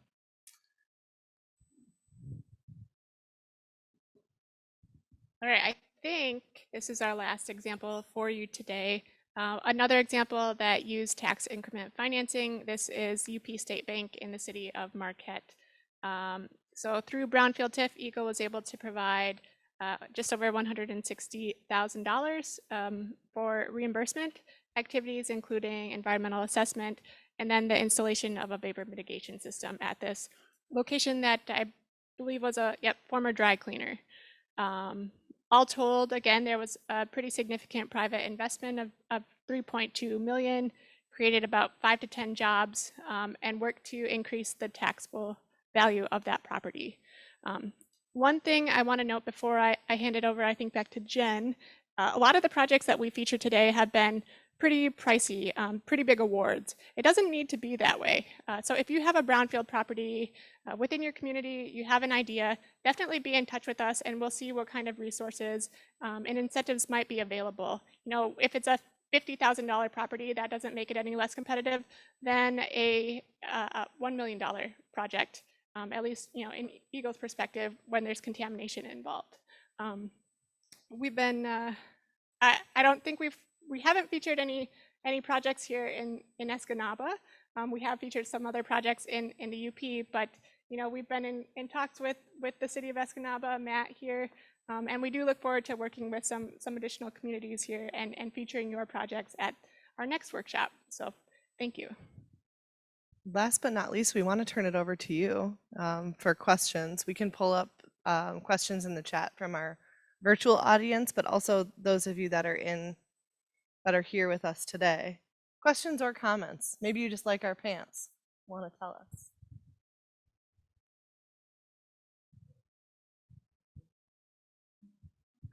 I had a comment because I know there's several Marquette County folks and Ishpeming folks participating.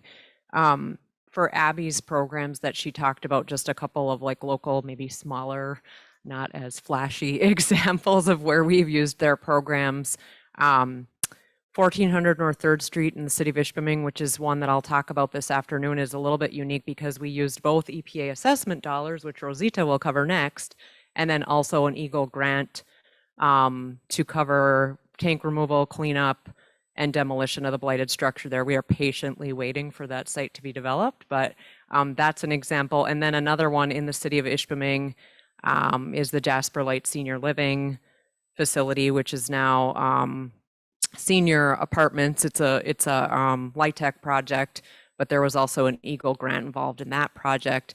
And I know one of the questions that came up in the Western UP on Monday was, you know, do you have to have a developer in hand? What about these sites where there is no developer and we can't get past that kind of roadblock? And I know, Abbie, for your programs, you kind of do have to have a developer in hand, but I guess my suggestion would be still reach out to Abbie if you've got a site like that, because EGLE does have other resources like their triage funds that's in a separate camp. But we've utilized EGLE's triage funds at Ewell's gas station in Ishpeming. They're being utilized at the former Oasis gas station in Ishpeming currently, and I think our county treasurer is even working with EGLE for a former gas station property in Chocolate Township as well. So these people in the room are really important to connect with.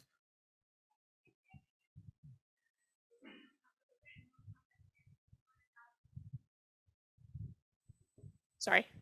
With our grant and loan projects, we do want to know that there's a developer in the picture. However, with the assessment dollars, we do have a bit more flexibility there. So we can use those, you know, every case is different, but to help make those sites more attractive and to help attract development as well. So a little bit of flexibility, as Ann said, reach out, we'll see what we can do to help you guys.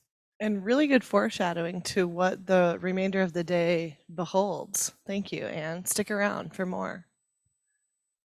What else?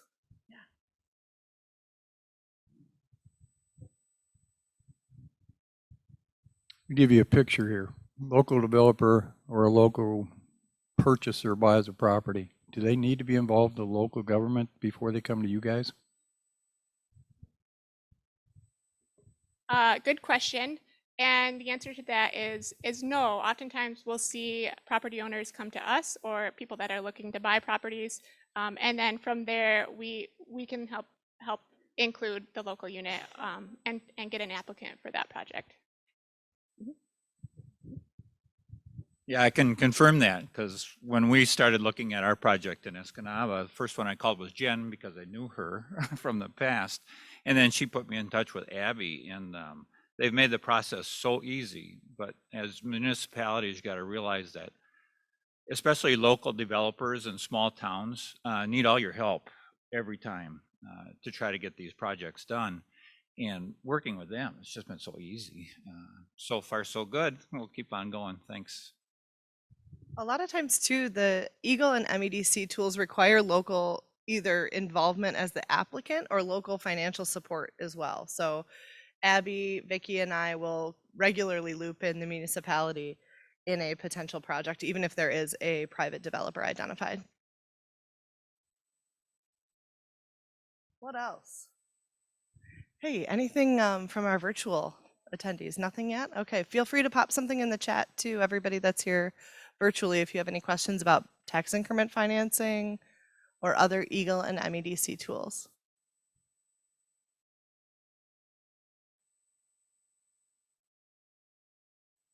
Okay. All right, Ryan, I'm turning it back over to you as our host here. Thank you so much. Yeah, thank you. Well, I think we're at just about break time here. We'll probably take a 15-minute break, 10-minute break, somewhere thereabouts, and we'll come on back and hear the next speaker. Everyone, we're gonna get back to our seats and start kicking off the next presentation here. So, introducing our next speaker here, Rosita Clark. She's with the US EPA Region 5, coming to us from Chicago. And so we're happy to welcome Rosita. Take it away. Thank you. I'm happy to be here. As Ryan said, I'm Rosita Clark with the Region 5 EPA Brownfields program. Region 5 covers the 6 states surrounding the Great Lakes. Prior to being in the Brownfields program, I was actually in the remedial Superfund program, so I'm happy to be back in the UP. I used to work at the Cannleton site up in the Sault Ste. Marie, and then I was at Torch Lake with the Quincy smelter. So back then I started doing the redevelopment, or at least starting to work with communities to think about, well, now that the site is almost cleaned up, what do you want to do with that site? Then I moved into Brownfields. So today, in today's presentation, I will cover the region at the federal level, the Brownfields program, the grants that we have, the technical assistance, and then I will share a checklist that was recently developed to help our smaller communities deal with those abandoned gas stations.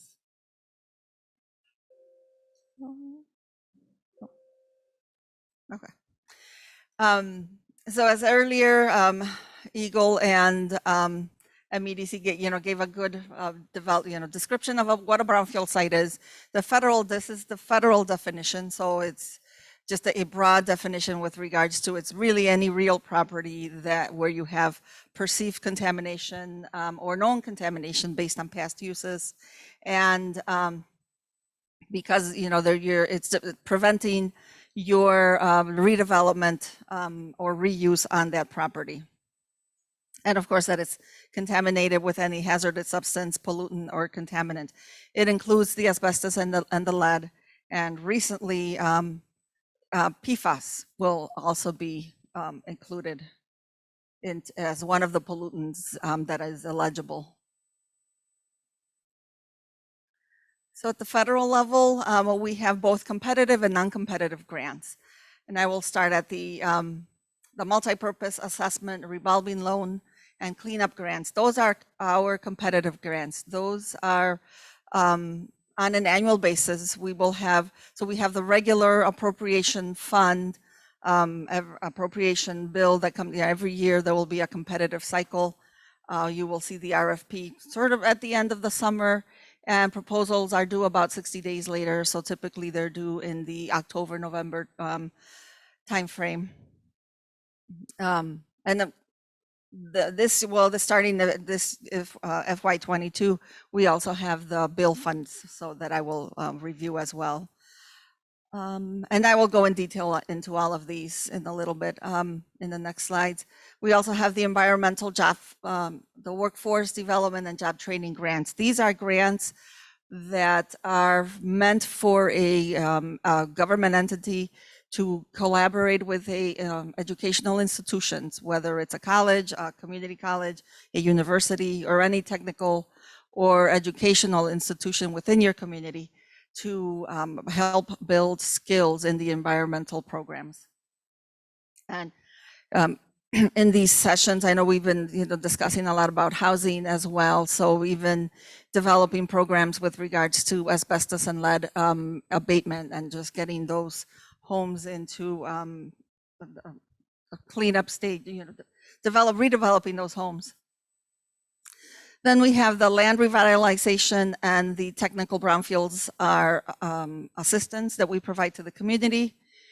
And the technical assistance for brownfields are our community assistance that we provide to communities through our Kansas State University. The last one is the state and tribal response programs. Those are not competitive. Those specific funds that we provide to states and tribes to develop and enhance their programs. They can also use those funds. That's, Abbie mentioned the federal funds. We provide funds to the states, and the states use those funds to help the communities in addressing sites. The states are also eligible to apply for the competitive. So that's another pot of money that the states have to provide assistance to your communities. And then all the slides which you will receive have included the links to our website, so you can get more detailed information. So as we heard earlier today, with the recent funding from the administration, we have the infrastructure funds, for short. So over the next 5 years, there will be the $1.5 billion that will be provided to the Brownfields program. And that is divided into the 104K is the competitive. So those are the competitive grants. So $1.2 billion for the 104K competitive grants, and the $300 million to carry out the state and tribal programs, which is the 128. So for the next 5 years, the Brownfields program at the federal level will have, we will continue to get the appropriation funds and the infrastructure funds. And this just gives you a breakdown of how the funds will be divided over on an annual basis. So the funds will be, there will be an RFP on an annual basis for each of the grants and the respective amounts awarded. And then we have the set aside for salaries, EPA salaries for the Office of Inspector General that will, as you've heard, and probably another federal with the infrastructure funding and all the other administration funding, there will be an increase of audits and just reporting. So of course we have the IG ensuring that we're following all the processes. Again, these are held as for annual appropriation and annual distribution of the infrastructure funds. No. This is a little hard to see. There's also a link to our website. This is just a breakdown of all the funds and how they will be divided for each of the grants. So we have the multi-purpose grants, which will get 150 million over the 5 years. The assessment grants. Then we have cleanup grants. And then we have the breakdown, and I will describe these in a little bit. The breakdown of each of the grants and the funds that will be provided for the grants. Right now there's the RFP out for the job training grants. These are the ones where the community can apply for grants to provide job training, provide skills for the community. The grants are due, or these proposals are due August 2nd. The upcoming, so the next round of the grants that I will be describing in a few minutes are the competitive ones, the FY23. So around the September timeframe, you should see an RFP out, and the proposals are anticipated for November, or the proposals are due in November. And then, of course, we also have, as I mentioned, the state and tribal funds.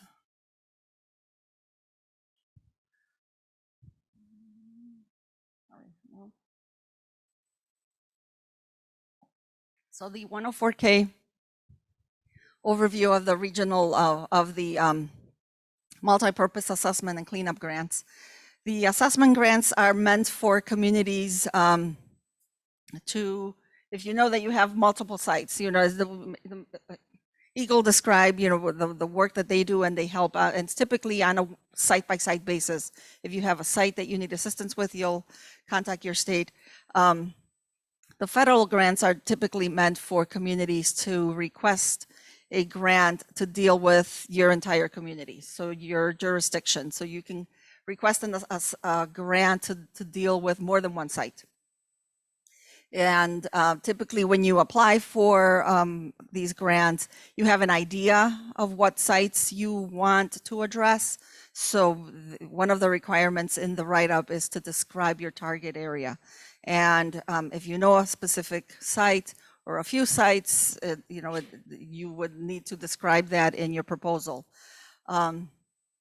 However, you know, you will also have the ability to do an inventory, so that you, in addition to those sites, I'm sure there's more come up as you work through your grant. And then you have other, so these assessment grants are typically, as the name says, to assess sites. So you'll be doing your phase 1s, phase 2s, cleanup planning, and reuse planning. And then include, all these grants include community involvement. So whether it's, you know, having public meetings or just gathering information from your community, what is it that the community wants and how you want to utilize those sites. And then these do not have, that's a good question, thank you. The assessment grants do not have matching. One of the, in community involvement, one thing, and that was mentioned earlier too, is that you want to show in your application that you have, that you're working with the community. So you have either community groups or non-for-profit groups, and that you have more than just one entity involved in the process with you. And then of course there you have site-specific cleanup planning, that the funds will be, you can use the funds to do site-specific cleanup plans. Then we have the cleanup grants. These are separate grants where once you've gone through the entire assessment and you know what the the cleanup that is needed, how much cost you're going to need, these cleanup grants will cover just the cleanup for that site. And you can apply for one specific property, or if you have multiple properties where you know you're going to be doing a cleanup on, or you know what type of cleanup you need, those cleanup grants are meant to be you can include more than one property in them. You do have to be the property owner, when you apply for these grants. So these are the only grants where the applicant has to be or has to hold title to those properties. So then we have the third, okay, the third type of grant, which is a multi-purpose grants. These have only been around for the last few years, where the funds could be used on both assessment and cleanup. So when you apply, you mention, you have to at least describe one property that you know needs assessment and that you're going to use the funds to do a cleanup. You can mention a target area. So for example, you can have, let's say you're working on your downtown and you have multiple sites that you know you're going to need to address, but you focus on one, or at least have one that you can focus on. So the intent of the grants is part of the scoring process is that you have an idea of the funds, how you're going to be using the funds, and where you're going to be using the funds within your community. And I don't know if so it's basically a cleanup, assessment cleanup, and planning activities. So again, you can use the funds to be able to do some of those planning activities. Okay, and this, I listed the link to our website. This is language that's was just posted on our website recently. This is for the upcoming grants. The RFP is not out yet, but the agency has started to put information up there so you can start planning. It's good to start planning now, so that when the proposals are due, you have more clear information on what you would like to do. Again, these community-wide assessment grants are to cover your entire community or your entire jurisdiction, or you have a specific target area that you mention in the proposal. You may request up to $500,000 to do assessment work and all those eligible activities within the assessment grant. The performance period will be up to 4 years. They used to be 3 years, and now they're changing those to 4 years in order to give time to utilize the funds. And then that last item is, if you're an existing grantee now and you know that you're going to be, your funds are going to be expiring or ending, you're going to be having a lapse of funds, then this is just a requirement that we have, that you have to have used most of your funds in order to come in for a second grant. We used to have site-specific assessment grants. This year, we are not going to have site-specific. So the communities are encouraged to apply for community-wide assessment grants where you can use the funds in more than one property or more than one site. And these are the cleanup grants. So there will be different, you can come in applying for the 500, $1 million, or $2 million. And obviously those larger ones, either you have a larger site or you have multiple sites. So it's because you're allowed to include multiple sites in the cleanup proposal. Okay. Again, the performance period is more than 4 years, or is 4 years. Sometimes they can be extended, but typically the performance period is 4 years. And you can only submit one cleanup application for the competitive cycle. So if you know you have multiple sites where cleanup is needed, then you submit one application and you include all your properties in that proposal. Okay. Oh, did I miss some? Okay, so this is important to know. If you have a property where in the past, I don't know if any, probably cleanup grants used to be up to $200,000. $200,000 doesn't get far if you have a site that has a lot of issues and contamination. But for for the federal program, once you come in once for that property, that property is not eligible for any more cleanup funds. So it's nice that now the cleanup grants are larger. You can apply for a larger grant. And these are the multi-purpose ones. So these, the performance period will be up to 5 years. You will be able to do assessment, cleanup, and planning activities. And the maximum is $800,000 for that grant. And you will, in the write-up, you have to demonstrate and have a plan for the assessment, and that you're gonna have phase twos, all the sampling activities and investigation for that site. And then that you're gonna have a plan for revitalization of the site.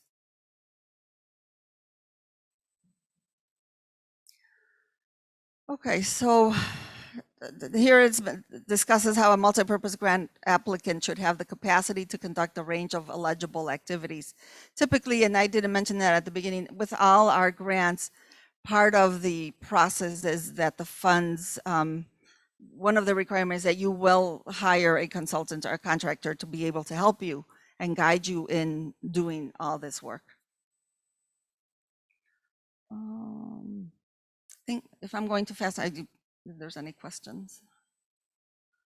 With the job training, again, as I mentioned, the due date is August 2nd. I listed our Region 5 contact. Linda Morgan is the person who does our job training grants. But even if you miss, obviously that's next week. If you miss that deadline and this is something that you're interested in or that your community might be interested in, setting up a call with her, or just maybe being able to look at successful applicant from past years so that you can see what type of information is needed in order for you to apply for these grants.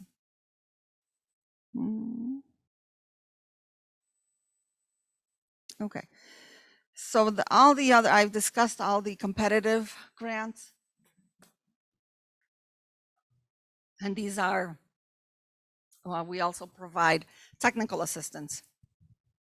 So the first one, the targeted brownfields assessment, is technical assistance, where if you have one site that you need assistance with, you request the service to the region, and we will work with you to assess that site. We have our contractors, and we send out contractors and just coordinate with you, and they'll be able to do all the way up to cleanup planning. We, at the federal level, we don't do targeted brownfields cleanups, but just we stop at the assessment stage. And then we have the technical assistance to brownfield communities, and land revitalization was actually is technical assistance that's provided through us from headquarters. The targeted brownfields assessments is where, as I said, if you have one site that you need assistance with, and eligible entities are local entities, states, non-for-profits, redevelopment agencies. You can request the assistance either on properties that you have an interest on, that you own, or that you are doing that. You can request the assistance on behalf of a third party. So if I know we were discussing or about, sometimes property potential developers or small business owners buy a property, and I didn't go into details with regards to eligibility, but if you don't do your due diligence prior to purchase under the CERCLA law, then you miss out on the, you're not eligible to request the assistance. So a third party, so a government entity, as a government entity, you are able to request the assistance on behalf of that third party, especially if it's something that it's, the development's going to be to the benefit of the community. If you know that this development will help the community, then we are able to provide that assistance to for that site. Again, this is not a grant program, so we don't provide the funds to you. We provide the technical assistance, and I provided the link there. I think I have. There's the technical assistance, our TBAs for short. Primarily do your phase ones, your investigation, and ideally, if you're thinking of purchasing a property, if anybody is thinking of purchasing a property, this is where we can provide a TBA prior to purchasing that property, and then doing the phase two, assessing that site, and assisting with developing cleanup plans and reuse plans. And then cleanups are not eligible, so we are not able to do cleanups under TBAs. So who's eligible? Any state, local, tribal governments, or any general units of local government, redevelopment agencies, and non-for-profits can request the assistance to EPA. And I included a slide where these are the 3 basic steps. You either contact us, and we will still need we'll just work with you through the process. We will just need a letter requesting the assistance. There's a simple questionnaire that goes through some eligibility and past use questions. And then we need access to that property. So we need a written consent to have our contractors be on your on that property. Okay. So then this is technical assistance where we work with our Kansas State University. They have a grant. Kansas State has a grant from EPA where they are to provide free technical assistance to our communities in either just you have a property or a number of properties in your community and you have no idea where to start. You don't know what the community wants, so they will have different types of activities that they can help you with. Either doing community not organization, but community planning, or working with the community, doing some community outreach.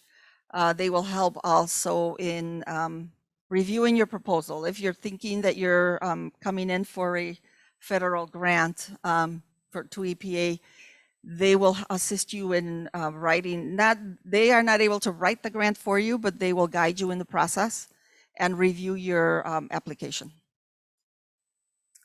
And their website has a lot of a long list of activities that they can help you with that I have not memorized all of them, but they do a lot of training as well, a lot of webinars, so you can go to their website.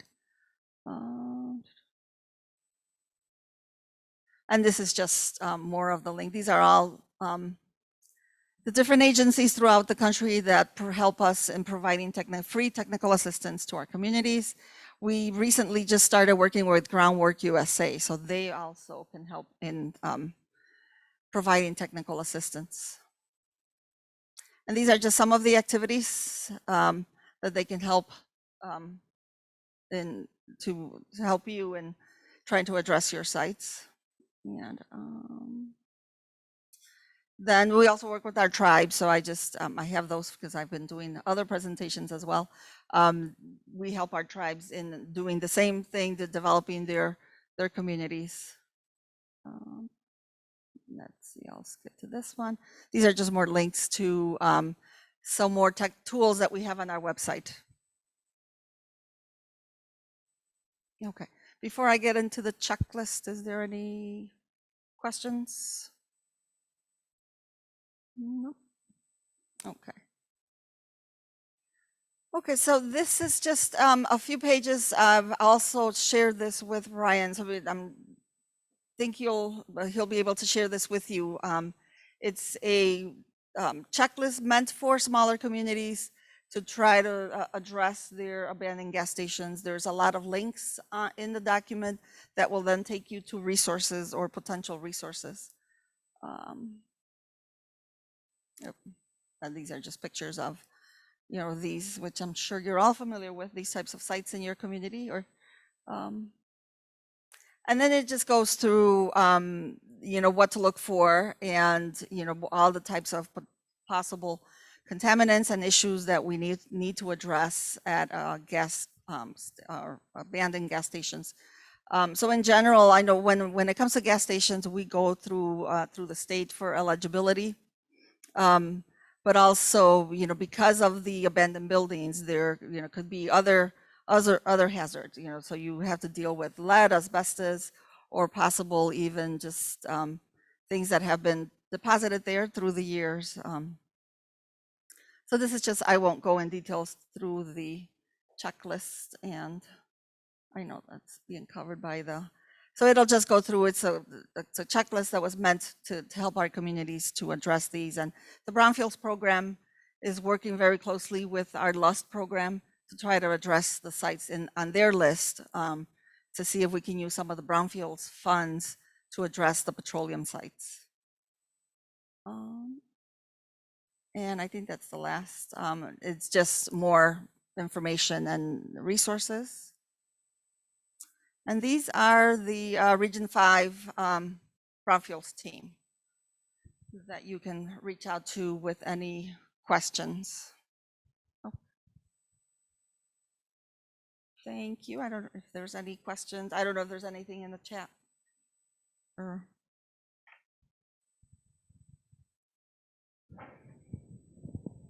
Does anybody online have any questions for Rosita? All right, anybody in our in-person audience? Yes, Dale, I'm gonna grab you a mic here.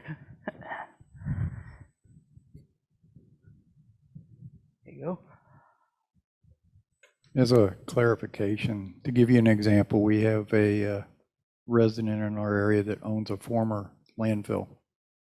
How would they go about getting that cleaned up? Because they're in the cleanup process right now, but what additional steps can they take as a private owner through EPA?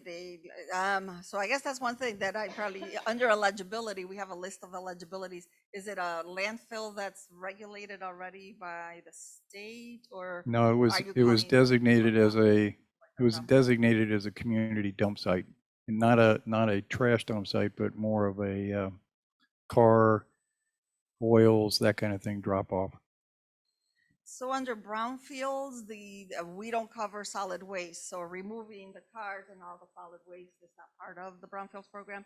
If the soil is contaminated and because obviously if there was cars and fuel, the soils are contaminated and there's a potential future use. It could be a Brownfields, but if that's a property owner, so he's a responsible party. He's considered a responsible party. If there was a third party intending to purchase that property, we would be able to assist that third party who has the intentions of purchasing the property, but not the current responsible party. Okay. Thank you for that clarification.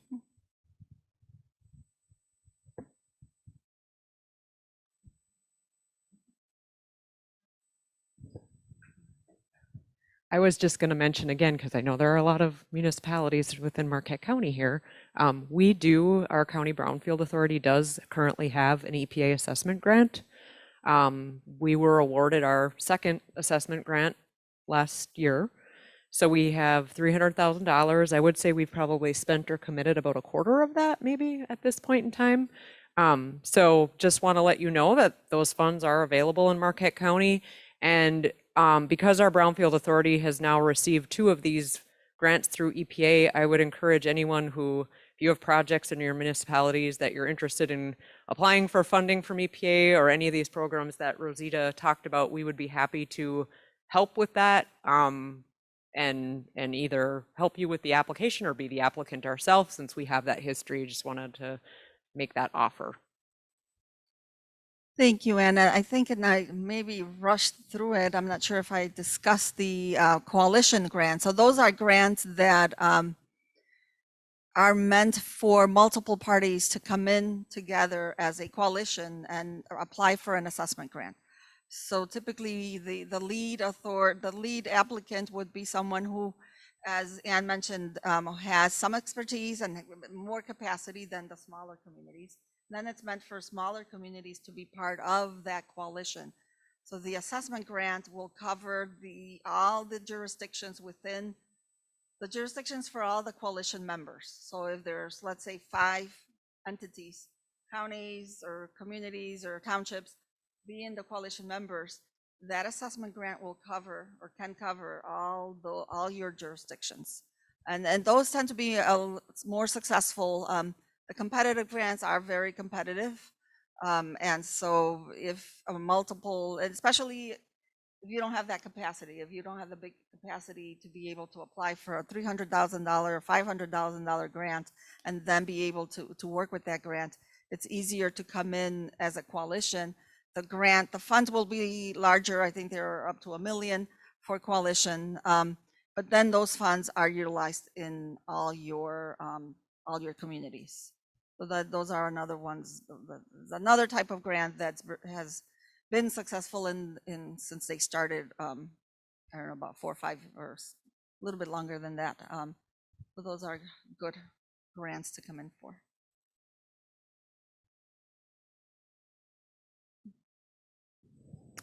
Right, are there any last questions or any last thoughts?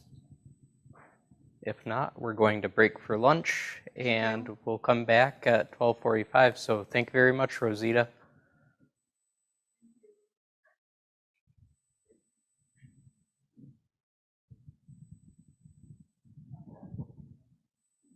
Yeah, sure.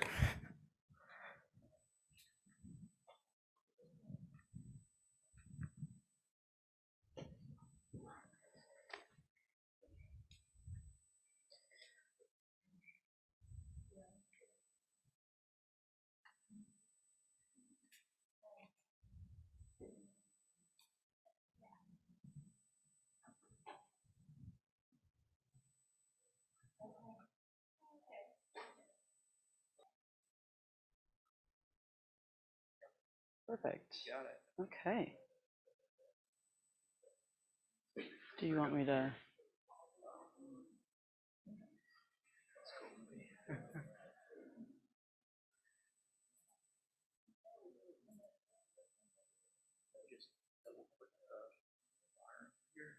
I'll let you do it. I don't want to be annoying because my technological struggles. Sweet. Cool. Do you want me to wait another few till 1, or should we get started? Okay. Yeah, and I'm not gonna go too long because you've got Ann here, so more.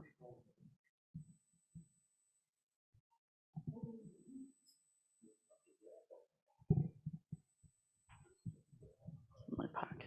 All right, we're getting started now, and our next presenter is Emily Doerr, and she's going to tell us a little bit more about the tools from the State Land Bank. Well, thank you so much, Ryan, for having me. My name is Emily Doerr. I'm the Executive Director of the State Land Bank. That is specific in this area, I believe, would be Menominee County and Schoolcraft, although I don't know if Schoolcraft is considered central or eastern. Kind of. It is central. Okay, excellent. So Menominee and Schoolcraft counties that don't have their own county land banks, we are their land bank partner. And so that would, it kind of has a more of a feel of at the local level, actually coming in as to partner on projects through land banking agreements. And there's a lot of different tools that can be brought to the table when that happens. At the same time, we can also be providing assistance for county land banks, and that can be through training, or also we have a lot of opportunities currently for funding through, there was a $21.5 million blight assistance or blight elimination assistance grant that did come through the federal, fiscal year 23 budget.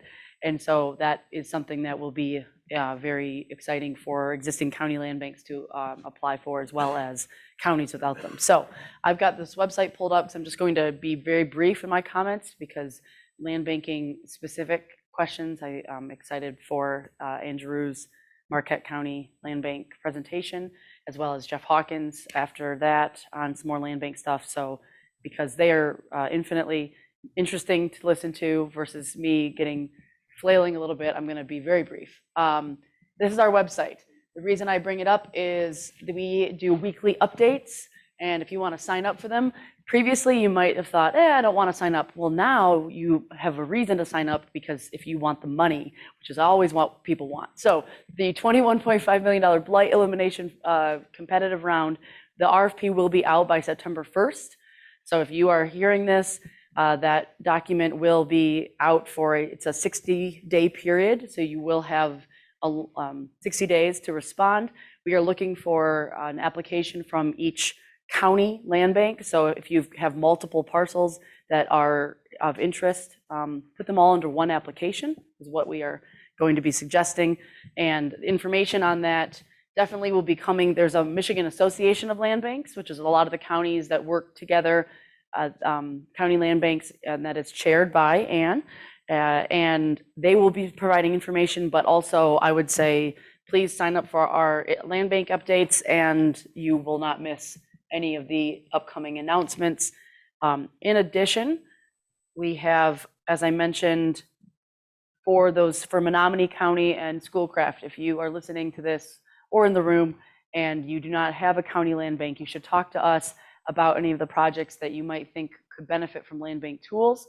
And that is from Fast Track Title Authority. We can have the holding land while certain remediation or other projects, I guess kind of pre-development work is happening, and that gives you some liability protection as well as some tools for if you are using land bank ownership for tax income financing for that local brownfield plan. That is something where your land bank can be helpful. And so again, in those counties, Menominee and Schoolcraft, that would be actually go through us, and we would have a land banking agreement with you. And this is, so just to give some perspective, 83 counties in Michigan, there are 46 that have their own county land bank. So that means there are 37 for whom we are their land bank partner. And that is the type of service that we offer. Also, just as something you might be interested in, we do under here upcoming programs and promotions. If you click there, you'll find that we do have some dollars that could be used if you are having like a smaller housing development program. We have pre-development funds between $4,000 to $10,000. Not much, but it's meant for a smaller project. We're talking a lot of times the conversations are around 10 units or less. And this would be something that you can apply for, whether you are a local government, a county land bank. We said city because Detroit does have their own land bank. But also, this has just been amended. So this website actually is getting updated because now there is a new bullet point that you are an eligible applicant if you are a developer, for-profit or nonprofit. So that is what we're seeing a lot more interest with. And then with the pre-development investment is bigger and more, probably even more important, is this housing loan program. So the pre-development was just to get a few thousands of dollars out there for if you are trying to build some housing, and it'd be nice to have some cash up front for the sake of some of your permits or architecture or even environmental work. But then that would be a grant if you then come through us for our loan program. It's about $7 million is in this loan pool. I say home ownership because it needs to be repaid in 12 to 18 months. And it would be actually something that we would hold title, and you would, as a developer, would be doing the draws, and then we would transfer title directly to the new homeowner. And definitely can answer any questions. So everybody, county land banks or projects with county land banks can still apply. Does not have to be just county without a county land bank. So that's a program I wanted to mention. We have some flexibility in how we do some of this. So there was a bit of a different take on this. Instead of doing a loan for the development, we did recently do a loan for pre-development. But then there was some additional details tied into that in Elgin County. Very excited to be partnering with Elgin County on that for a housing development in Munising. And that's with a for-profit developer. So excited to see that move forward. And then finally, I will say that another thing that we have is a lot of times local municipalities that are looking for assistance for advertising sites, and they are not a redevelopment ready community. Because a lot of if you are an RRC community or redevelopment, a certified RRC through MEDC, they have so many tools, and it's an amazing program. If you are not, but you still have some land that you want to be able to be putting out to developers, perhaps. So an example is Sault Ste. Marie. And so we actually, just as an example, there's 5 different city-owned sites in Sault Ste. Marie, and we are helping them kind of prep those sites and then advertise them to developers who want to be able to come and maybe had not considered Sault Ste. Marie before, but we've worked with those developers to qualify them to make sure that kind of that matchmaking is something that is beneficial for both and can offer reassurance around capacity to do the project. So that's enough for me, unless anybody has questions. Like I said, we've got a lot of land banking information that's going to be coming to you, but I'm very happy to be here and happy to answer any other questions that you might have. So, and I guess I should say, maybe what we own, in counties, in the 37 counties that don't have county land banks, as well as some in counties with county land banks that are real nasty environmental issue sites, we have about 2,700 parcels. And you'll see if you go here to the available properties, we do have, and again, and that update from 45 to 46 is Shiawassee County just got their land bank up and running. We do, so that's going to move to 46, but quickly 47, because Oakland County, their commission just approved and now they're going through the process. So we are always excited to help counties create their own county land banks as well. And if for any of our parcels, if you go to our website, they're all here, and you can see the ones that are for sale, and we can help you buy those, and we have valuation guidelines. You also see the ones that are not for sale. There are some that will always be in our inventory because that's part of our agreement with EPA or EGLE. We actually have agreements to hold in perpetuity based on the Superfund status or other issue status. But there are some that are not for sale, but you could see that they're maybe working through the process, and that's something that land banking is definitely a tool for sites that are moving through the process that perhaps one day could be redeveloped. And you can always contact us with questions about those sites. And again, if you go here, it'll take you to EPP, eProperty Plus, and you can, get your GIS on and see those sites. So again, thanks so much. Any questions? I'm here. Thank you, Emily. Does anybody have any questions? Anybody in the online audience?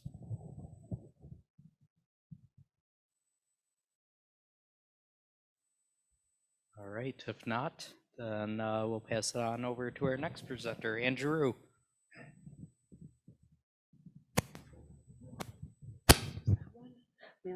Since you've got pockets, you can just throw them. I was going to actually ask you, Emily, before I started. So the housing development loan program could be used as a financing source for MSHDA's missing middle. Great. It's a 5% interest rate, simple fee, so it's okay. It's a good rate right now. Interest rates are up. Yeah. My wheels are spinning. Hopefully everybody else's are too. Is there a clicker thing? I think I saw someone using one. Can you guys hear me okay? I talk really loud, so hopefully. All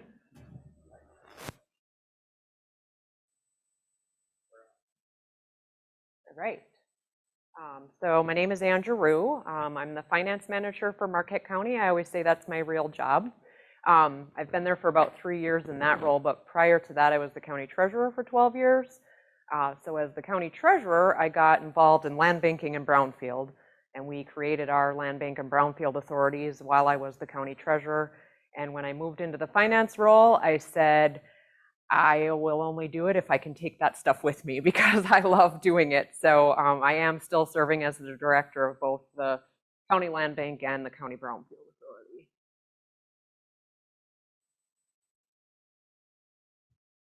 So the topics that I'm going to talk about today, what is a land bank authority? What is a Brownfield authority?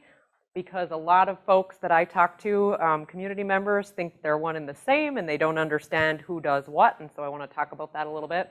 Also how the two can work together, some special creative ways that they can work together. I want to focus on partner agencies, and I tried to put on my slides at the end I have different project examples who the partners were on those projects, several of which you've heard from already today, and I think that's important to point out because being here in the UP, we're all kind of kind of small land banks and small communities, and our partners are super important because we all have capacity issues.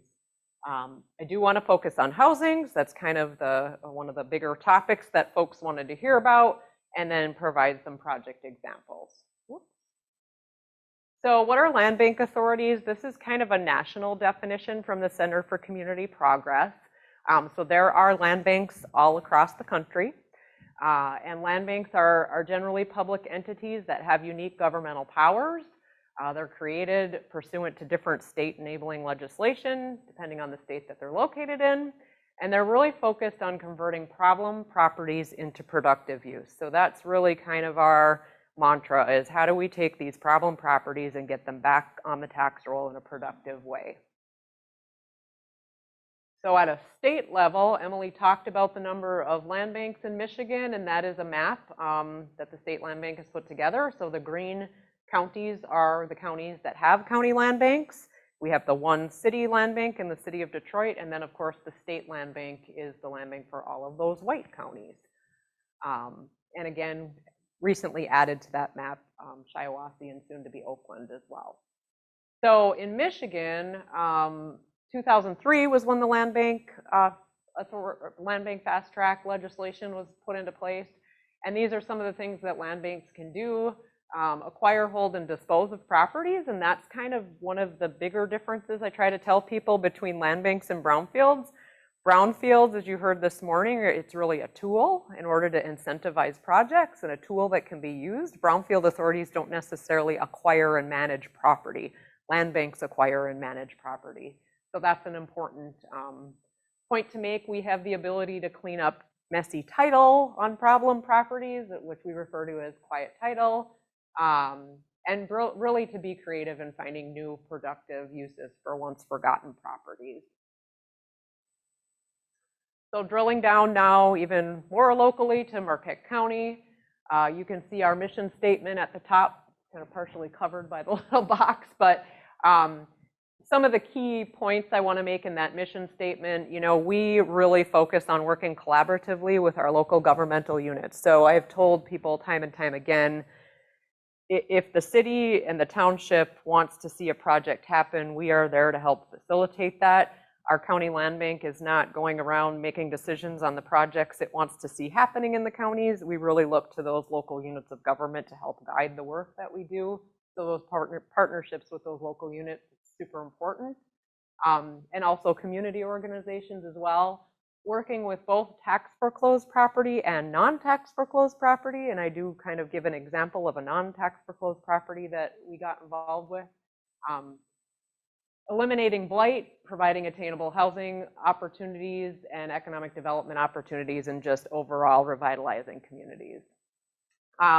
So since inception in 2009, we've acquired 186 parcels, which if you talk to Genesee County or some other large land bank, that might seem like a very small number. But being that we really don't have any staff, that's a lot of properties that have come in and out of our land banks. So big numbers for us.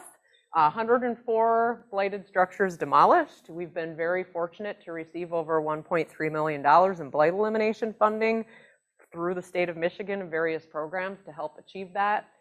64 side lot transfers, 69 sales to private owners, and the parcels currently in our inventory, that number is much lower now. At the end of 2021, it was 25. We probably have, I'm thinking like it's more around 15 to 18 right now.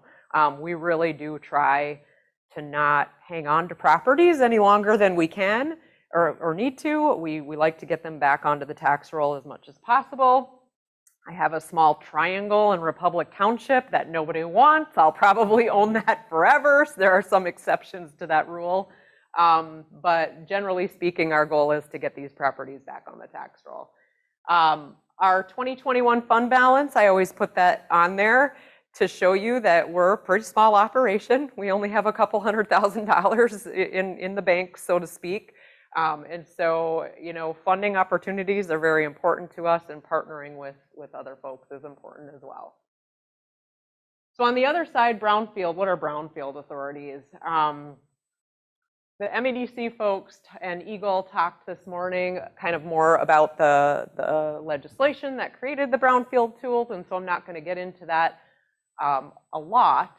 But just to mention that in Marquette County, I don't know in the other counties, how many other counties that are representative here have a county-wide Brownfield authority? Alger does. Do you also have a city authority in Alger? No? Okay. And I don't know the other, that we probably have other counties represented online, but I know in Marquette County, we have a county-wide Brownfield authority. We also have this Marquette City Brownfield Authority. Marquette City's Brownfield Authority has been around a lot longer than us. And a lot of the examples that were shown on the screen this morning by MEDC were Marquette City projects. And I can say enough about those projects to be dangerous, but by and large, our County Brownfield Authority is working outside of the city of Marquette. We represent all of those local units of government that don't have their own city Brownfield Authority. So that authority was created in 2010. It has an 8-member board. And again, I serve as the director for that agency as well. I believe this morning the EGLE MEDC presentation went over, how can a site qualify as a brownfield in the state of Michigan? These are those definitions. It can be either a facility, blighted, functionally obsolete, or a historic resource. But I do have in red highlighted there just to draw attention to the fact that any property owned or under control of a land bank authority is automatically eligible for brownfield incentives. So that's an important point to make, because land banks can make property brownfield eligible that otherwise may not have been. So some of the incentives, of course, we talked about brownfield plans this morning, and we talked about tax increment financing quite a bit, and so I'm not going to go over the details of that. Also talked about is what are those eligible activities through a brownfield plan, and they are listed here again on the right.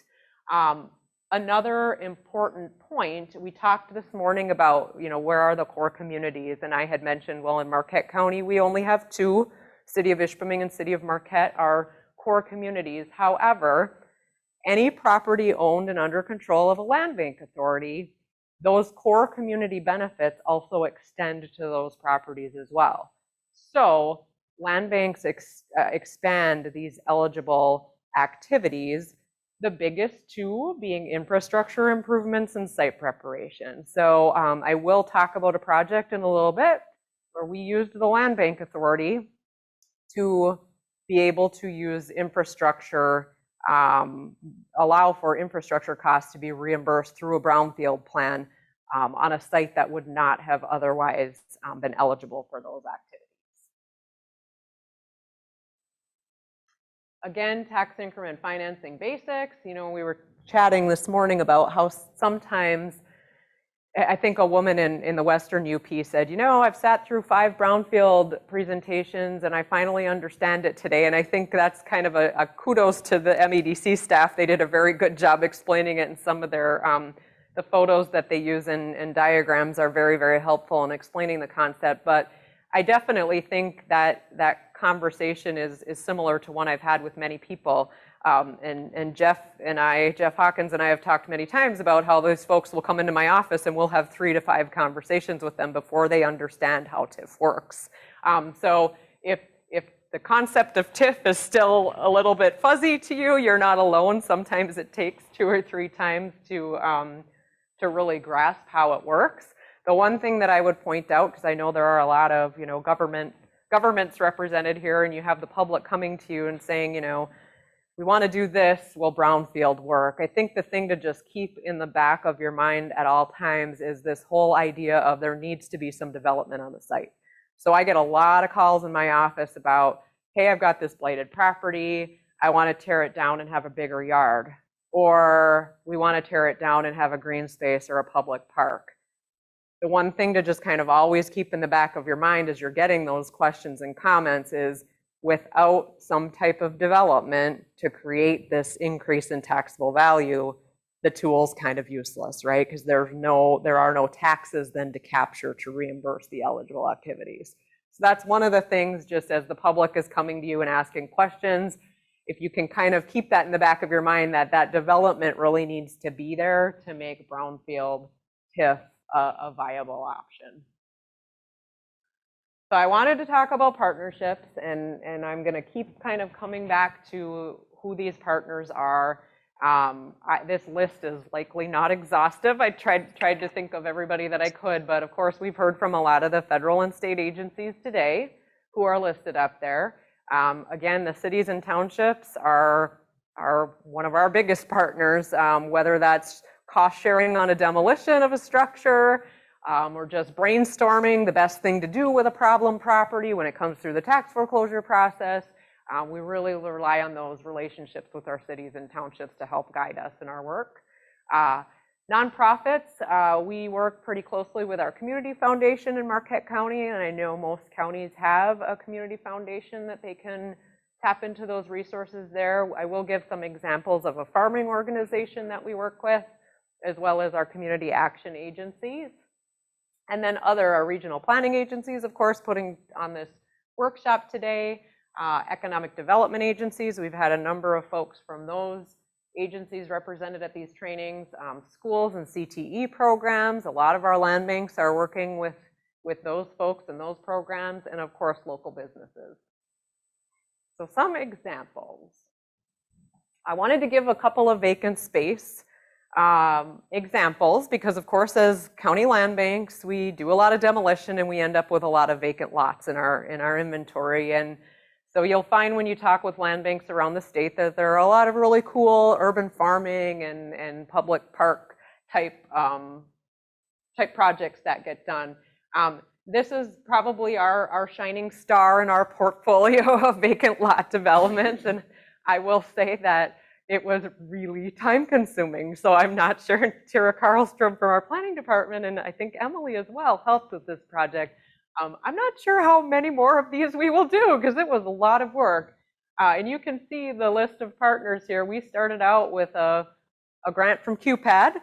I'm trying to remember the program. It doesn't exist anymore, but we had funding from CUPPAD to get this project off the ground. Of course, Ishpeming Schools was a partner on this project. The photograph on the lower left is the photo I like the best, because you can see the school, Ishpeming High School, which is a beautiful historic building, in the background to kind of show you how close in proximity to this. How this project started, we had 2 residential properties that were blighted right across the street from the high school, and we had access to hardest hit funds through MSHDA to tear those 2 properties down. And so that's our third partner, was third or fourth, was MSHDA and the blight elimination funding that they provided. And so when I had access to those funds, I reached out to the school district and I said, you know, we've got money to take these 2 houses down. What would you like to see on that site? And I kind of thought, oh, they're going to tell me they want more parking, right? But they didn't. They said, you know, we really would just like a green space where the students can go hang out. The high school, if you're familiar with Ishpeming High School, it's kind of a downtown school building. It's got a real small footprint and not a lot of green space around it. And so I was pleasantly surprised to hear that, because parking lots are kind of boring, right? And so we came up with this idea of this art park, largely because at the time the school had lost its art curriculum due to staffing cuts. And so we thought, hey, this could be a space where the students could create artwork. We kind of modeled it after the Iron Ore Heritage Trail artwork that you see along the trail. So it's all, the signs and stanchions are all made of rail, similar to what you see on the Iron Ore Heritage Trail if you've been on that. And so there are 8 art panels, so a total of 16 pieces of student-created artwork that are displayed there on the site, and they're designed to last 6 to 8 years. So the thought was every 6 to 8 years, a new batch of students would design more artwork to display there. But lots of other partners we did work with MEDC on a patronicity campaign. So if you're familiar with that, you raise the funds locally and MEDC will match those funds. So Emily assisted us with that. That was a huge endeavor, but a successful campaign. Community Foundation of Marquette County provided grant funding in this project. Superior Watershed Partnership did solar motion detected lighting inside of the pavilion. Ishpeming Beautification Committee watered plants and shrubs when they were planted. And then, of course, Cliffs and Ellis and I donated all the rail that was used. These next couple of projects, we partnered with Partridge Creek Farms in the city of Ishpeming. The one on the left was an orchard. Again, this was a site of a residential demolition project where we transferred the property to Partridge Creek to create an orchard. And the second one is underway right now. So I have the concept there, but I don't have any after photos yet. The sunflowers, my husband and I just walked by it last night and they're just starting to come up. But we kind of had this idea of creating a mini sunflower field within the city. So it's right in the middle of a neighborhood. It's like about a 50 by 100-foot lot, or it's not very big, but our thought was, let's create these sunflowers, give an opportunity for people to come into this neighborhood, snap a photo with sunflowers behind them, and just kind of draw some attention to our two organizations. So that one is underway right now. And again, because of capacity limitations of myself and others, it's important to get these other organizations involved in these kinds of projects. This project was our first brownfield project that the land bank worked on. And so this was a situation where, as treasurer, I foreclosed on that school building and it was blighted. You can see the boarded up windows. The roof was also collapsed inside of the building. So it was definitely a hazard. I knew enough at that time about Brownfield that I knew the site was large enough to have homes constructed there. And I reached out to Habitat for Humanity and they said, geez, if we could build on this site, we could tell you for the next 10 years, we'll put up 8 to 10 homes. So I knew that enough about Brownfield that, okay, here's an opportunity where there's a development potential on this site, right? And so that school, which had a price tag of $180,000 to tear down, I could get that reimbursed through a brownfield plan. So we did put that brownfield plan in place. There are I'm counting in my mind, I think there are 6 homes built on the site and 2 more to come. Most of them have been built by Habitat for Humanity. We had 1 home that was built by Nice Community Schools. One of their high school construction classes built a home. But the rest of them are Habitat built. And yeah, very soon, probably in the next 2 years, it'll be fully built out. Great project. I said in the Western UP, and I'll say again, they all sound wonderful, but there's a lot of drama, political drama that goes along with these projects. It's not all fun and games. And Tira was with me back at a couple of the first community meetings that we had when somebody asked me, well, where are all the pigeons going to go? Do you remember that? What about the pigeons? What about the pigeons, Ann? Like, I didn't really even know how to respond to that. And I'll be honest, I mean, it's 10 years later, and I just got a call yesterday from an unhappy resident because we're not doing green space like we said we would. Habitat's building out the rest of the site. And so, I encouraged them to provide that feedback to the Land Bank Authority, and I would bring that to them. And I think the Land Bank's response is probably going to be that we are having such a housing crisis right now.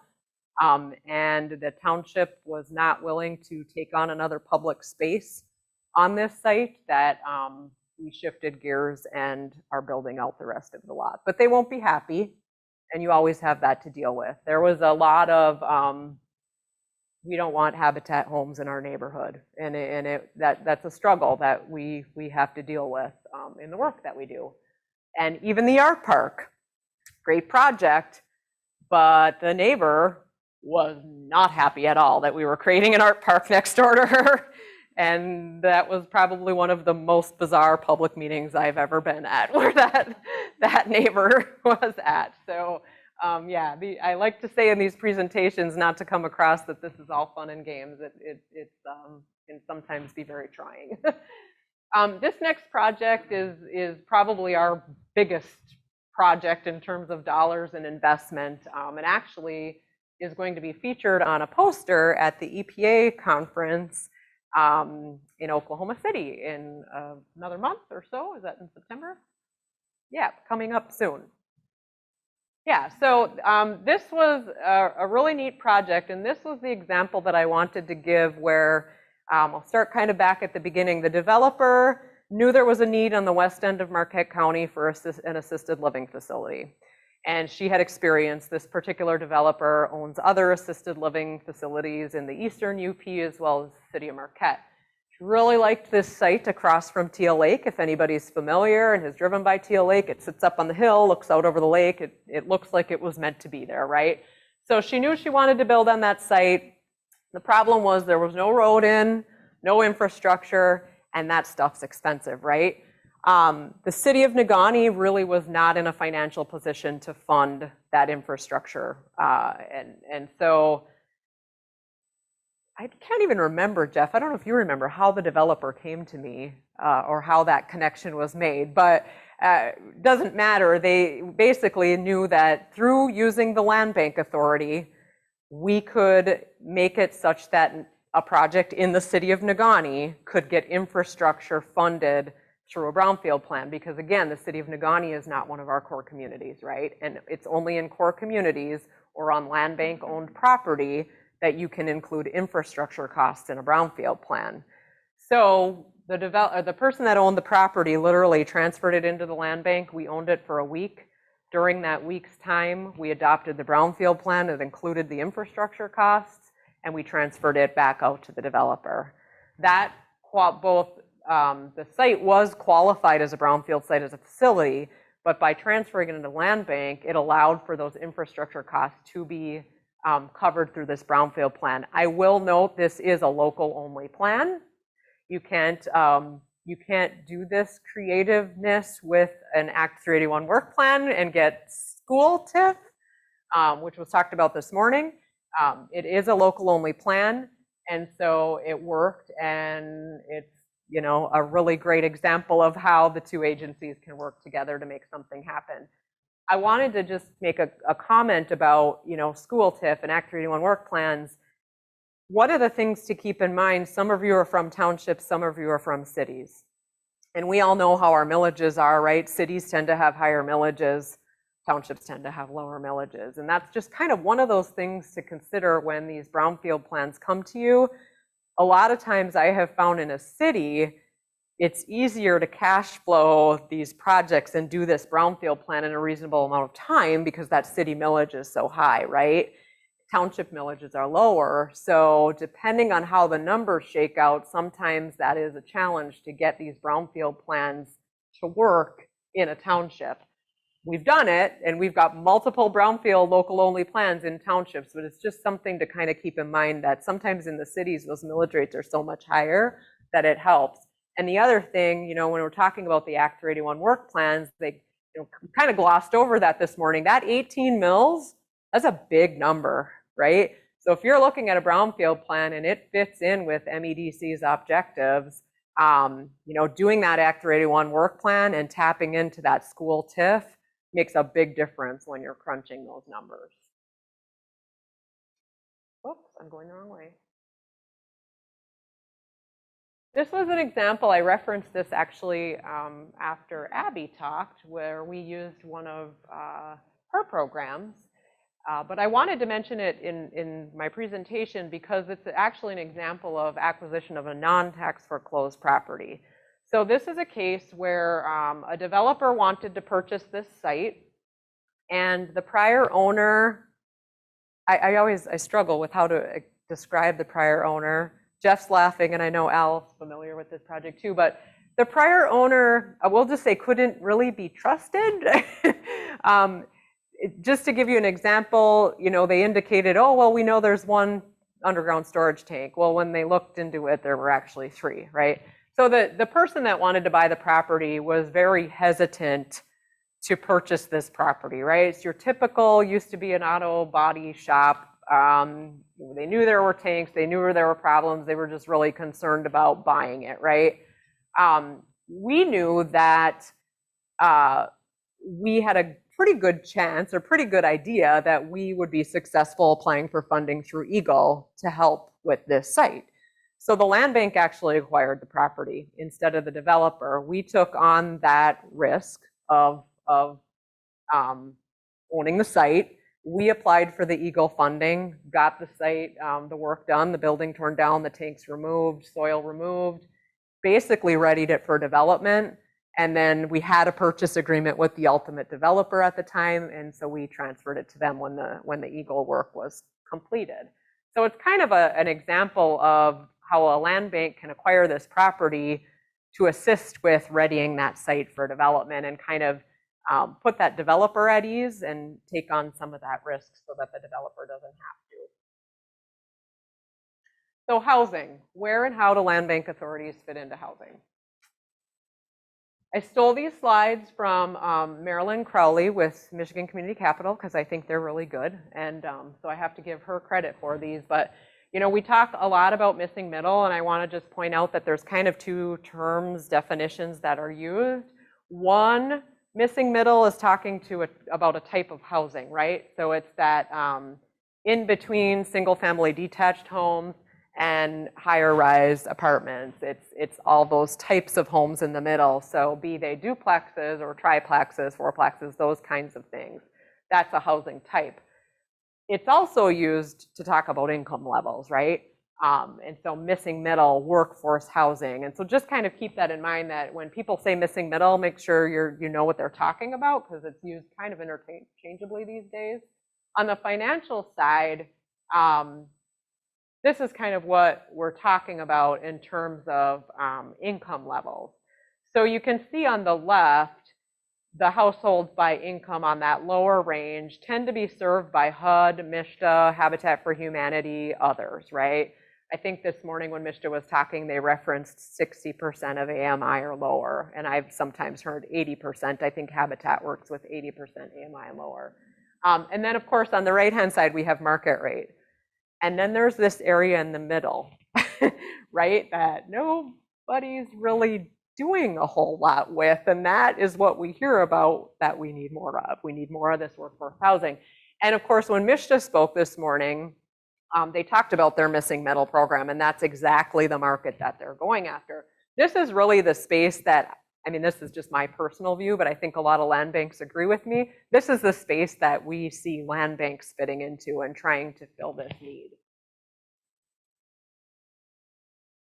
So again, this is just kind of looking at it in terms of percent AMI and where these different programs fall. A lot of folks, when we're talking about this 80, 120% AMI, this space that we think we fit into, you hear it talked about as attainable housing instead of affordable housing or workforce housing. Those terms have kind of been used interchangeably. To give you an idea in Marquette County what that meant for us, because we did participate in a program called MSHDA Mod that I'll talk about in a minute, 120% AMI in Marquette County in 2019 was, for a household of 1 to 4 persons, $83,000. 5 people or more, $109,000. So that just kind of gives you an idea of the annual income that we're looking at for these types of houses.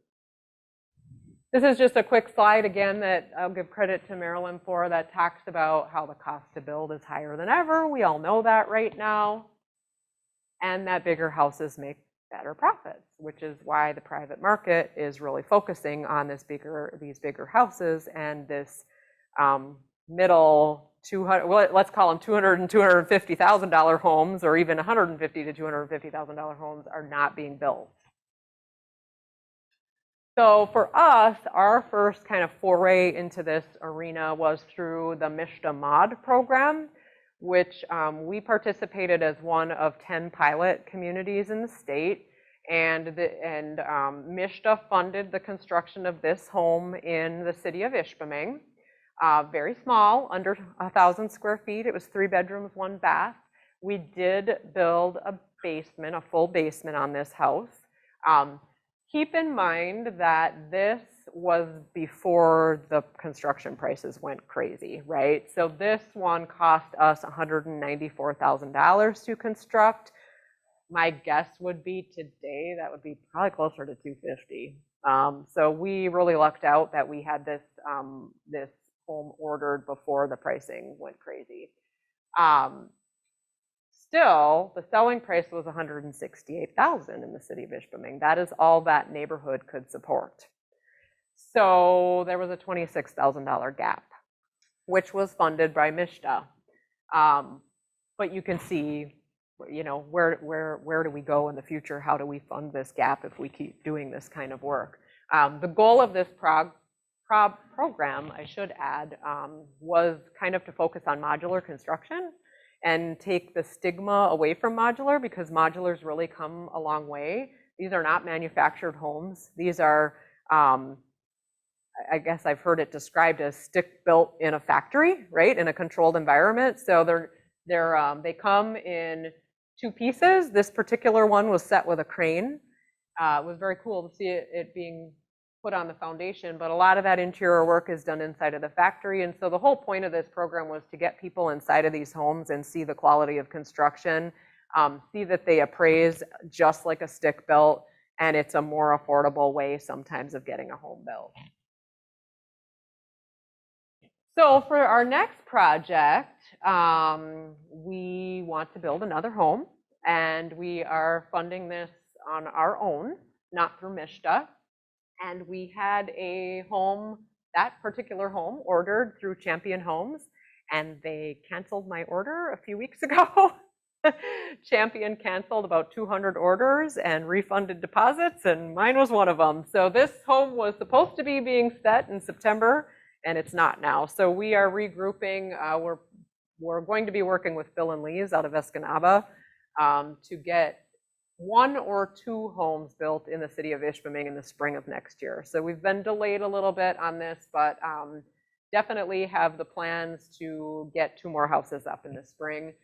This particular model we were looking at was a little bit bigger than the last one, 3-bedroom, 2-bath. We are not doing a basement on this because of construction prices. We can't afford to do basements anymore. So we are looking at doing a 1.5-car garage instead. Cost to construct that we were looking at was around $200,000, and our proposed selling price was around $190,000. I'm hearing some words, actually, at a conversation on the drive down with my realtor this morning, and she's saying they're seeing the market starting to slow a little bit right now. And so our 189 by next spring might not be a 189 anymore. We might be looking down toward 179, 169 again. Again, whether it's a $10,000 gap or a $20,000 to $30,000 gap, we have an issue, right? We have to figure out a way to fund this gap. So how do we continue to do that? We heard about MSHDA's Missing Middle program. I hope every community in the Upper Peninsula applies for that funding. I know there are several of us in Marquette County brainstorming right now about how to access that funding, and I sure hope we figure out a way to do it. Marquette County, the Board of Commissioners has allocated $500,000 of its ARPA funding to the County Land Bank. Half of that is intended to be a kind of a construction loan, so to speak, so that we can build a house, sell it, pay it back, build the next house. So basically funding to build 1 house at a time. The other half of it is intended to fund that appraisal gap. Again, you know, $250,000 is not going to last that long when you're funding $20,000 to $30,000 a pop on each house. So how do we replenish that? How do we keep funding it? One of the concepts is to do so through a brownfield plan. In Act 381, in the definition of eligible expenses, you can see I have highlighted in red there, assistance to a land bank fast track authority in clearing or quieting title to or selling or otherwise conveying property owned or under the control of a land bank. The concept is that that cost of selling, that gap, is a cost to the land bank of selling, and that's a brownfield eligible TIFable expense. So we have in Marquette County an intergovernmental housing task force that meets pretty regularly, and that is one of the things we have talked about is, you know, how do we get some municipalities to approve a brownfield plan to fund this gap and really pledge their local tax revenue to helping to solve this attainable housing problem. Another example of a housing project that was very, very recently approved in the city of Negaunee It's on Moss Street, which if you're familiar, is kind of identified on this map, but Moss Street, it's right as you're heading kind of out of the city of Negaunee. So it is literally like a 10 to 15 minute drive to Marquette, which is appealing, right? Because everybody wants to be close to Marquette and nobody can find housing in Marquette. So it's a really nice site. It's a 40-acre parcel. I had these two young men come to me with zero development experience, said, we just bought this land. We want to put in housing. We heard you can do some creative things through Brownfield. So of course I talked to them about our Teal Lake Assisted Living project. And I said, you know, here's the deal. You've got to put in infrastructure, and that's a gap in your financing, right? And you can't afford to do that. So we did the same thing. We adopted a Brownfield plan that's funding the infrastructure to the site. So they have plans to build, forget if it's 21 or 27, 21, 27? 27 single family homes. That's kind of their first phase of their project. And again, by transferring this property into the land bank, we qualified this site as a brownfield. It was not a facility. There's no contamination there. So by being owned by the land bank is what qualified it. And then also being owned by the land bank, the infrastructure costs are eligible to be reimbursed through a brownfield plan. So on this one, the land bank owned it for 3 days. So it was literally deeded in, the county board adopted the brownfield plan, and it was deeded back out. This is kind of this was a new one, and our brownfield authority had a lot of discussion about this, because this is not your typical contaminated site. This was a case where the city of Negaunee desperately wants more housing stock, and they felt that it was a good use of their future tax increment to put toward a project like this. And ultimately, the county board agreed with them, and we have a local only plan that's supporting this. So funding opportunities for any of this work, land banks, I'll talk briefly about our 550. I don't want to get into the weeds on this, but any property that is sold by a land bank authority, it's considered a specific tax for 5 years, and 50% of the taxes on those properties come back to the land bank authority. We call it our 550. It's actually called the eligible tax reverted specific something tax, which is a mouthful. That's why we call it the 550. Keep in mind, this funding source, a lot of the property we're selling is vacant. And so it's not generating a lot of tax. So that 550 has really not ended up being a huge source of revenue for land banks. However, on a project like Teal Lake Assisted Living, on a project like this iron ore land holdings, there could be a significant amount of this 550 tax coming back to us. We do have the ability to negotiate that with a developer and through a brownfield plan. So on the Teal Lake project, I think we took 2 years of it, and the rest of it went into the brownfield plan to be reimbursed to the developer. On the iron ore land holdings project, we capped our 550 at $60,000, and anything above that will go back into the brownfield plan and reimburse the developer. So we have some ability to negotiate with that. Your county/county treasurer can support your land bank, depending on the resources they might have available in their foreclosure fund. Keep in mind, county treasurers are being sued by a lot of people right now. If you've heard about excess proceeds, the tax foreclosure process has changed significantly. And that has done two things. It has kind of curtailed the county treasurer's ability to support financially land banks, because they now any excess proceeds they earn at their tax auction can go back to the prior owner if that prior owner submits a claim. The second thing that this has done is it has kind of destroyed the pipeline of properties coming through to the land bank. So the really cool thing about land banks, and why I wanted one created back in 2009, is that it was a way for us to step into the tax auction process and deal more responsibly with some of these problem properties. Now that prior owners have the ability to claim proceeds, it's kind of messed around with the ability for the land bank to step in and acquire some of these tax foreclosed properties. And that's something that county treasurers and land banks are really struggling with right now, because all of the creative stuff we were able to do with these problem properties, our hands are a little bit tied now. So as local units of government, just keep that in mind, that our ability to go after those properties has been hampered somewhat. Of course, brownfield plans we've talked about. You can look at local only brownfield plans and Act 381 work plans through the state of Michigan to go after that 18 mills.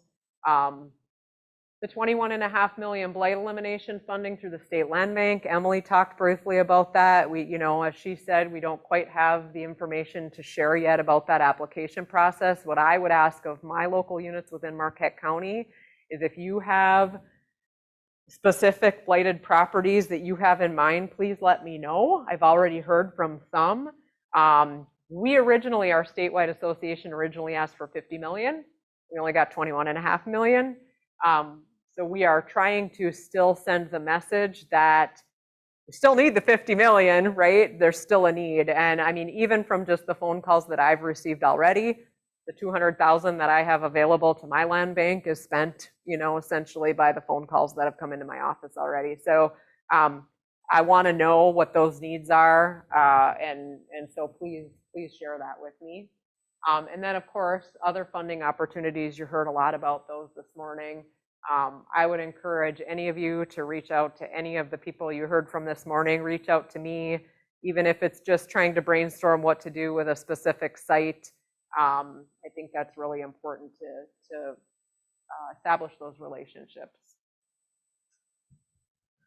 That is all that I have. I am sorry because I talked really fast and went over a lot. So I am happy to answer any questions or get into anything in more detail.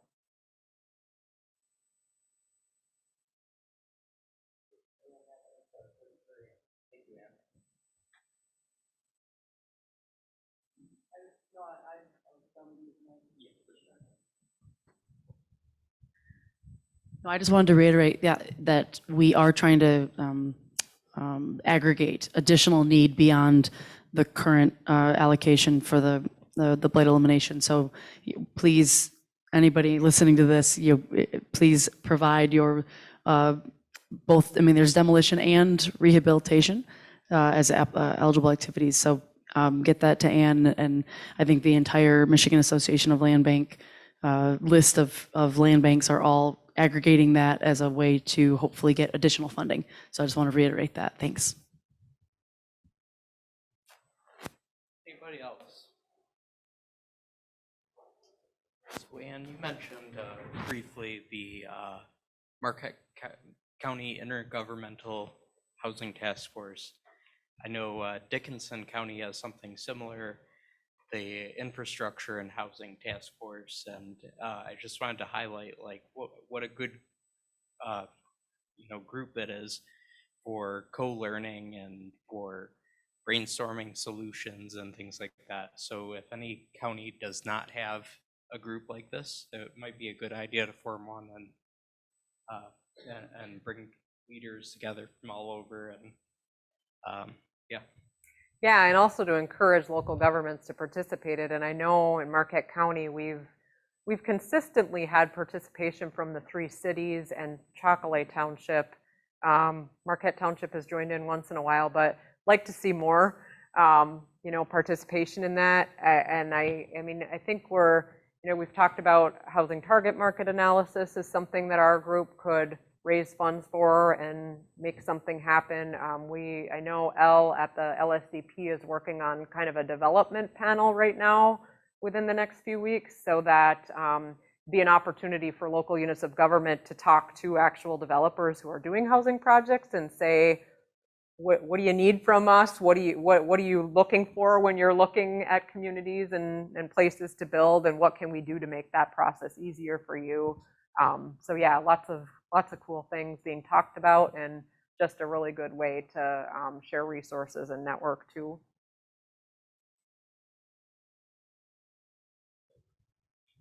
Any final questions from the online audience? All right, if not, then let's move on to our next speaker. Is it Jeff next?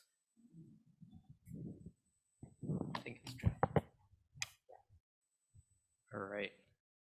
Jeff Hawkins from Envirologic Technologies, Inc.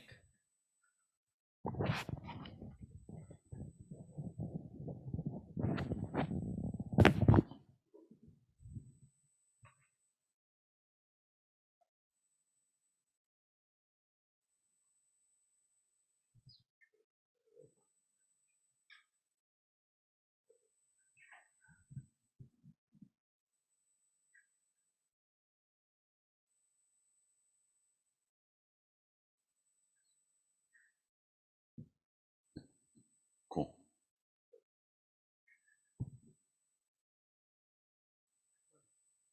There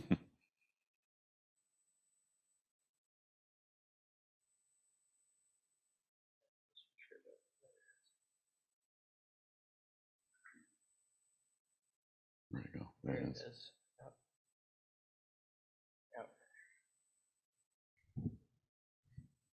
We good? Yes, we are.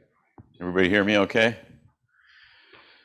I get the enviable task of last speaker of the day, and it's for everybody that can't look out the windows right now, it's pouring rain. It's really ugly out there, so don't look. Thank you very much. My name is Jeff Hawkins with Envirologic. We're an environmental and brownfield consulting company. I've been doing this for almost 40 years, actually. And so I've seen a lot of things. Interestingly, some things have changed, but a lot of things have stayed the same. We're kind of dealing with some of the same problems that we have over the years, but fortunately, some of the tools and things that are being developed are hopefully going to help us work through some things. I know on the agenda it mentioned examples about land bank success stories and so forth, and I am going to have a few of those, but I'm also going to talk a little bit about some brownfield sites as well. Before I really get into the topic and the conversation, I think as a brownfield consultant too, and as a practitioner and working with these tools over the years, I really like to get into the nitty-gritty of some of the tax increment financing tools and some of the numbers and all those types of things that we typically work with. But I think everybody's done a great job this morning so far, and I'm going to stay out of that, and we'll talk a little bit about it and hopefully provide you with some information that gives you some ideas to work towards. Also, another thing I was going to mention is that with respect to some of the funding that was already discussed, like from EGLE and from Rosita, EPA, and so forth, there's great opportunities to go after those. And some of the slides that I have and project examples are going to talk a little bit about utilization of those tools. I want to say, especially with respect to the EPA grant funding, is that if there's ever a time to pursue it, I would say now is the time because of that infrastructure law, significant amount of funding, increasing it almost triple, I want to say, from what we typically get annually. So although they're competitive, I would say you should really go for it. Let's see here. It's not moving. Yeah, there, I think that'll work. Okay. So is it down? Down. Okay, not up. So what have you learned so far today? I think you've learned that there's a lot of resources, tools, a lot of talented people out there that are available to help your community.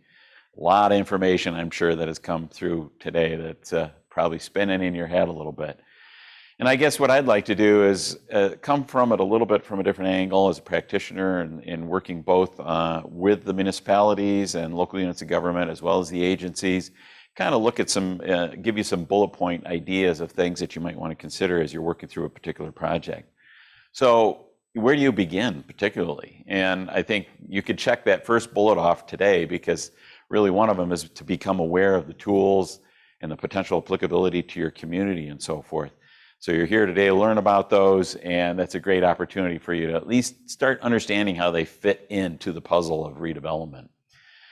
Definitely make connections with the folks that are here and the other folks that have been presented to you as resources. Ask questions, inquire about the tools, and challenge about those tools. If you've got a passionate project or something that you're working on, it's important to continue to challenge, to look for the tools that might help it happen. Another one that we typically run into, particularly with tax increment financing and some of these other tools, it's understanding what your community residents and elected officials will embrace. Not everybody is supportive of this, in quotes, government subsidization or developer enrichment, depending on how you perceive it. Folks just feel like tax dollars should be used for only certain things, maybe fire, roads, those types of things, not necessarily economic development. It's important to start understanding, if you're going to use these tools, what the landscape looks like in that perspective, because A, you may have to start educating folks, and B, you might have to start, just working and meeting with folks and get them to understand how this can really help as an economic development tool. The other thing is here, recognize that one tool or one incentive is not likely going to be the silver solution to help realize the goals and objectives of your project. We typically find, and you're going to see in some of the examples that I have here, that we had to layer a lot of different things in order to make them happen. So you're not just going to find that silver solution that makes everything happen. Rarely, on occasion, you will. Let's see, did I skip a slide? I did. So also, one of the other things that we find too, particularly in more rural communities and so forth, is that, not necessarily looking for that perfect developer from out of town, that's going to be the solution for your situation. Most successful small town redevelopment activities that we see are done with the people by the people within your community. Your next door neighbor or business owner or someone in your community that's done something before. That may sound like a dumb moment, but we've done that before, and we've had situations where we've taken some of these things and packaged them and taken them nationally to conferences to portray specific sites that a community wants redeveloped, only to find a year later that the person across the street really wanted it and wanted to work on it, and we finally helped them introduce them to a way or a solution to work with that. The other is patience is a virtue. Some of these tools take time, take perseverance, it takes patience to get working through these, understand them, make sure they fit into the puzzle, work with the communities and so forth, the agencies that you're going to be working with. The other is don't accept no for an answer when working with the programs. We're all smart people. We look smart too, I think, but we haven't thought of everything. And I think it's important for us to constantly bring that up. If someone says no, say no, why? What else could we do? Is there another way to look at it? And I know we periodically find ways to work with the tools, sometimes new ways, to be perfectly honest with you. Also, and I think I touched on this with respect to the funding and other tools that are available, take advantage of those tools, because so many times on some of the sites within our communities, people aren't interested in dealing with them because they're perceived to be nasty. They're perceived to be contaminated or bad or something wrong with them. And so a lot of these tools, some of the things that, particularly through site assessment activities, through a Brownfield assessment grant through EPA that you could get in place, or assessment work that EGLE might have funding available, can be used to really ready some of these sites for potential development. Get rid of those perceptions and kind of come to reality so that you can at least be able to get rid of those false perceptions that typically tend to stall redevelopment at times. Last, so hire a consultant. Just kind of kidding, but kind of not. If you're going to be working in this world and you want to work with a consultant, make sure that they've done it before. Make sure they understand some of the players and how those tools work, because that can be a challenge if you don't find someone to help you in that regard. And the other thing to consider here too is a lot of the agencies, as well as local unit governments, have limited time, they have limited personnel and limited resources as well. So this is an opportunity to supplement that. Land banks and brownfield redevelopment authorities together really, to me, are some of the most powerful and uniquely flexible local economic development resources that you have in your tool belt.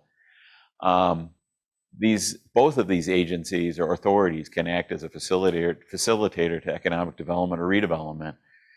They can act as a developer themselves. They can act as a landowner. We've talked, Ann talked about acquiring property to kind of help facilitate that. And a lot of times when some of the site conditions and perceptions and so forth stall a project, it allows a project to move forward that otherwise wouldn't have. Again, I can't reiterate enough that it requires patience, innovation, stamina, and an open mind from a standpoint of utilizing the tools. And it really strengthens the incentives that can attract investment in communities and other tools. So if you're using a particular tool or you're using local tax increment financing, so many times that's of interest to the other agencies to also bring resources to that project. Like they know that the local community has buy-in with respect to the project. That's important. This is really kind of my only brownfield plan discussion and so forth. It's kind of a schematic that I put together that kind of talks about the flow through a project and how a brownfield plan is used, some of the elements associated with it. I'm not going to really dwell on it because you guys have had enough discussion on that, but it's a fascinating process in my mind. Some may think they're scary, but really it's pretty prescribed now with respect to how to put these together. And it's more about the art of applying it appropriately and in innovative ways. But this basically, I think you'll all get copies of this in your, I think you probably people have access to the presentation. So you can kind of walk through how a project would come through a brownfield program. So some of the brownfield plans that I'll be talking about and some of the plans that Ann spoke about, I think it's really important for people to understand a little bit. Once a plan is in place, people need to understand that these plans still are dynamic animals and that they can change over time, actually, a little bit. Because most of the things, when we put a brownfield plan together, it's based on estimates. It's based on what was anticipated, hopefully accurate estimates. But things change. And some of the assumptions that become reality may not fit with the assumptions. So the reality may not fit with the assumptions that were made. I think one of the examples that I brought up before is how many people remember 2008, 2000, through 2010, when the economy changed and so many values and communities went crashing down based on taxable value, made big changes. Well, that can change your brownfield plan and the assumptions that you made initially. So changes in taxable value, where the future taxable value might be less than the initial taxable value. We've had that happen. There's been a couple of years where people think of negative capture. Well, you can't have negative capture in a brownfield plan, but it basically was zero. So that can happen. Tax appeals. We can't prevent a developer from appealing their taxes on a project in a brownfield plan, but I know in the communities that I work within, we make sure that those development reimbursement agreements that are tied to the brownfield plans include language with respect to the consequences of appealing your taxes.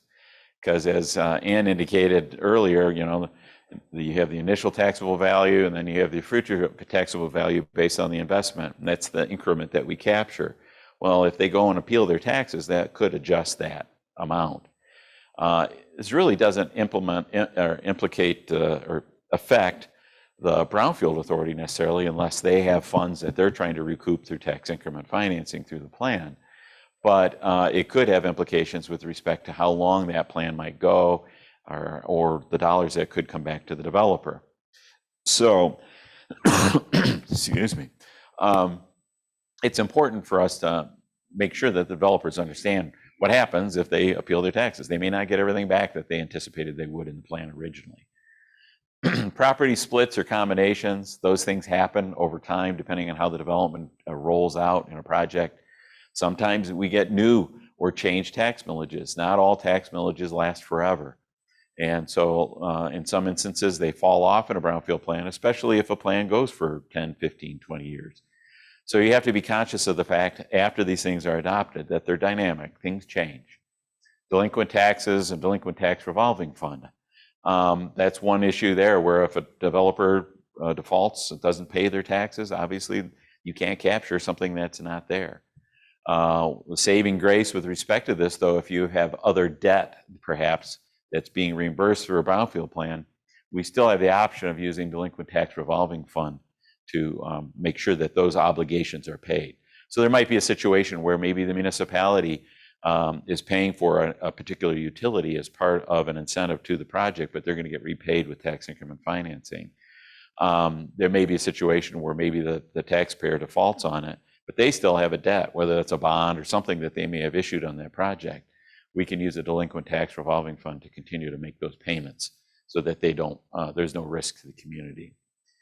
Changes on properties with respect to principal resident exemption or non-PRE or homestead, non-homestead, I think is what people are sometimes familiar with.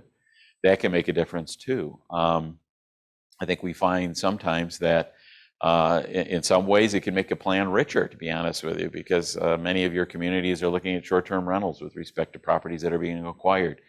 Many of those, if they go to short-term rental, there may have been initially a principal resident exemption, but once it was sold, it now may become non-PRE. So there may be changes there as well. Developer default we talked about, as well as plan amendments. The other thing with respect to the reimbursement of process and BRA approvals, the Brownfield Redevelopment Authority, it's important that once a brownfield plan is approved and you get several years down the way and you're starting to pay off eligible expenses and so forth, someone needs to be tracking that. Someone needs to make sure that it's being done appropriately. Someone needs to be sure that the information they're getting from the developer is adequate in order to make sure that it fits the brownfield plan, their eligible costs, their eligible activities, and that the proper taxes are being captured. We get into situations in communities where they're not doing it accurately, or there's been a change, treasurers change, as the elections occur and so forth, and other histories change. So it's important to make sure that you have a process to manage that. So those are some points, I guess, from a perspective I have in working on projects and some of the things you might want to take into consideration when you're using these tools. So I think I'm going to spend the most of my time here in talking about a few projects. And what I did too here was to kind of indicate the population and the municipality that it's in, because so many folks have a question as to what size what size community can you use some of these tools. And it truly can be rural America from a standpoint of using them. Now, granted, not a lot of communities. Some communities are, at 28,000. This is the city of Port Huron. This particular project called the Wrigley Center. Interestingly enough, I think, does this work? It does, okay. These are the boundaries of the property here. And it actually is about one street off of the main street, which is over here. And actually, if you've ever been in the city of Port Huron, St. Clair River is over here. Blue Water Bridge is right up here. And this here is the county government complex. But this piece of property actually at one point in time was old auto car type of thing. It's kind of like one of those domed Quonset hut style roof. And then it's been added onto and so forth. And it was, we refer to it as a former art van, is kind of what it was last used for. But they've had auto repair and other things over the years. And the county actually owned this property at some point in time, and it's been languishing and languishing and languishing, and finally came up with a solution from a local developer. Yes, ma'am. County bought it. Yep. I believe that. I want to say, I'll qualify that. I'm pretty sure they bought it. Yeah. And I think partially because we actually used 2 different EPA assessment grants on this project over the years. As they acquired it, we did due diligence and so forth. But I think the county was looking at this as, something they wanted to control a little bit what was going to happen downtown.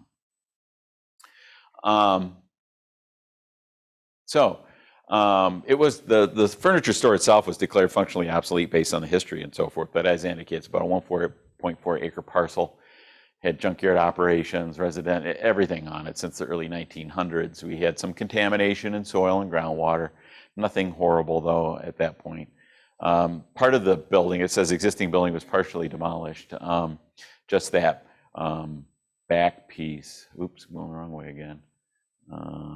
This piece here was demolished, I believe, for the future development. And jumping around here, sorry about that.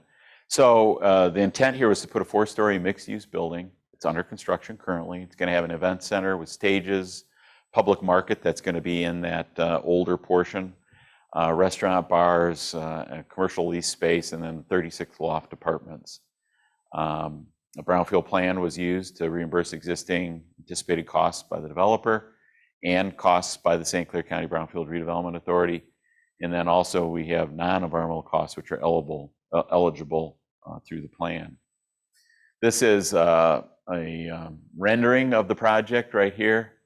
As you can see, it's going to have some rooftop amenities as well, looking out over the river. These are actual pictures I just took the other day. So it's under construction. It's going to be a cool project when it's finished. I think I have one more slide that talks a little bit about the group. So the partnership, obviously the developer, St. Clair County Brownfield Redevelopment Authority, has been working on behalf of the county with the Port Huron City leadership and so forth. It's about a $14.5 million investment. Length of the Brownfield plan is going to be about 21 years. But on this particular one, we've used EPA Brownfield assessment grants to help. We've also did an Act 381 work plan for school tax capture on this project to the tune of almost $700,000. Also, MEDC was involved with a community revitalization performance-based grant for up to $1.5 million. There's also an OPRA exemption, basically kind of a freeze or tax freeze on a portion of that property. And again, the private investment. So that's in a community of about 20-some thousand people. It kind of was a great spot, but to be honest with you, that parcel had sat for a long time before anybody really came about to do it. Things were languishing a little bit in the city of Port Huron there for a while until they got a couple catalyst projects and a lot of interest there. And this one just kind of was the next step. This project here is also in St. Clair County in the city of St. Clair, population about 5,300 people. And we refer to it as the Eddy School Project. This is kind of an interesting one in that East China School System had owned this parcel of land right here. And it's surrounded by residential. The main downtown is a couple blocks this way. St. Clair River's right down this way, but it's pretty much surrounded by residential. There's an elementary school here and an elementary school here that East China Schools holds. And this school was closed in the last couple of years. And this school is going to be slated to be closed in about 3 years as part of their plan, because they just have reducing student population and they're having to consolidate the kids. And I think a lot of communities are finding this to be a problem in that regard. So school system was interested in doing something. Oops, I keep bumping this thing. To doing something here, but they were concerned about letting these properties go because they don't want to compete with charter schools, things like that are going to take more students out of the public schools. And so this plan initially started with how could we do that, and we recommended the possibility that the land bank take control of these properties. So the land bank pursued it with the city and the schools and so forth, and so a deal was drafted where the land bank took possession of the entire properties, and we had a developer in hand for this piece, this elementary school here, which was originally going to be community-based use for nonprofits, offices, and so forth, and then also a part of it for some apartments. And then this piece in the middle was going to be used for single-family homes, and then this piece here was going to be used in the future for something similar probably to this one. Yes, ma'am. St. Clair County Land Bank is staffed by the county treasurer, and then the director is Jeff Donaldson, who works for the Metropolitan Planning Commission. You're welcome. That's it, basically. They don't have anybody else. Yes, right, exactly. Right, there's not a ton of staff. So this project has morphed, as most projects do, not to what we anticipated it to occur. But the interesting thing is that the land bank actually that took these parcels has worked out a 3-year lease with East China Schools for this piece here. So the intent here is so the school is going to lease back this school until they're ready to close it. But it just allowed it to be part of the whole plan. So this project actually worked out so that this school now has been renovated into somewhat community use. It's got nonprofit, there's like a food bank, there's a The Watershed Council has offices in there. There's an architect that has offices in there. And there's several other groups that have offices, and then there's some community spaces because there was a gym and a stage and stuff they're going to be using for things for that. So no housing's going into that.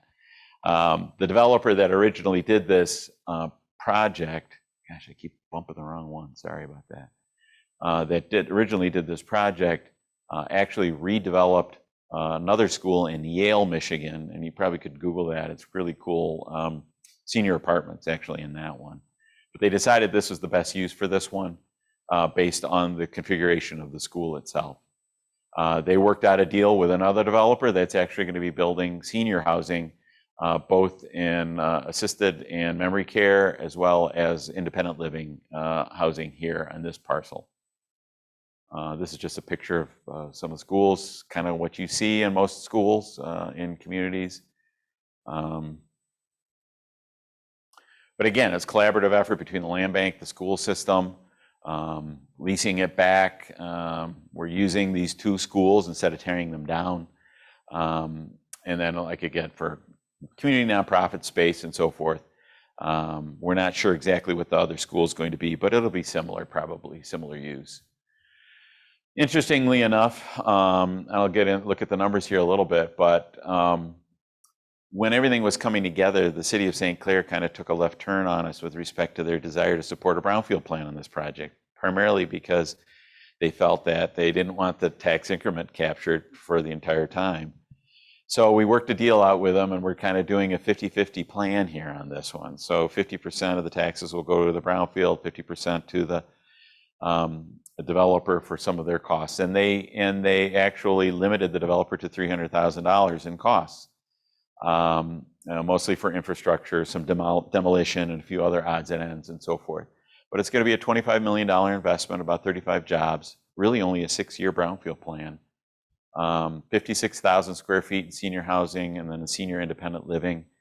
The private investment again, and the land bank 550 specific tax that Ann talked about, they are going to be capturing that as well. And then that 50-50 split between taxing jurisdictions and the Brownfield Authority. And at the end of this project, which is only 6 years, we're going to capture another $287,000 into their local Brownfield revolving fund. So that can be used on future projects as well. That's a picture of the senior housing that's going to be going in. At least this is the assisted living memory care piece. And then they'll have another vacant land that they're going to be doing on phase 2 for some, I think, 6-unit type independent condos. Back up here. This project is Maple City Crossings condominium project in Leelanau, Michigan. Maple City, a whopping population of 207 people. This is an interesting project, to be honest with you. It has not been completed yet. We're still underway on working on a few things, but I thought it was important to include because these are some of the conversations you're going to be having in your communities when you start looking at this.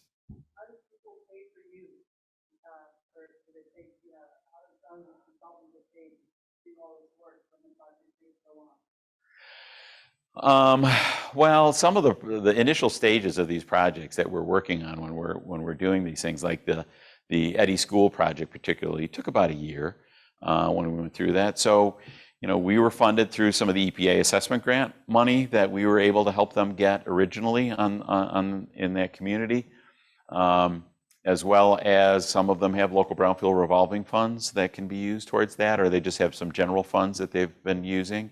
Eldrick County uses some of their excess funds that have come through brownfield plans that we've set up to help pay for some of our services. Sometimes we bring in EGLE, we work with EGLE, and we get paid through EGLE.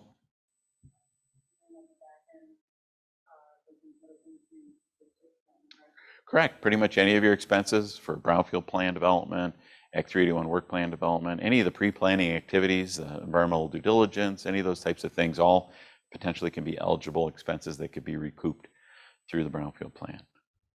Great. I buy you a beer later.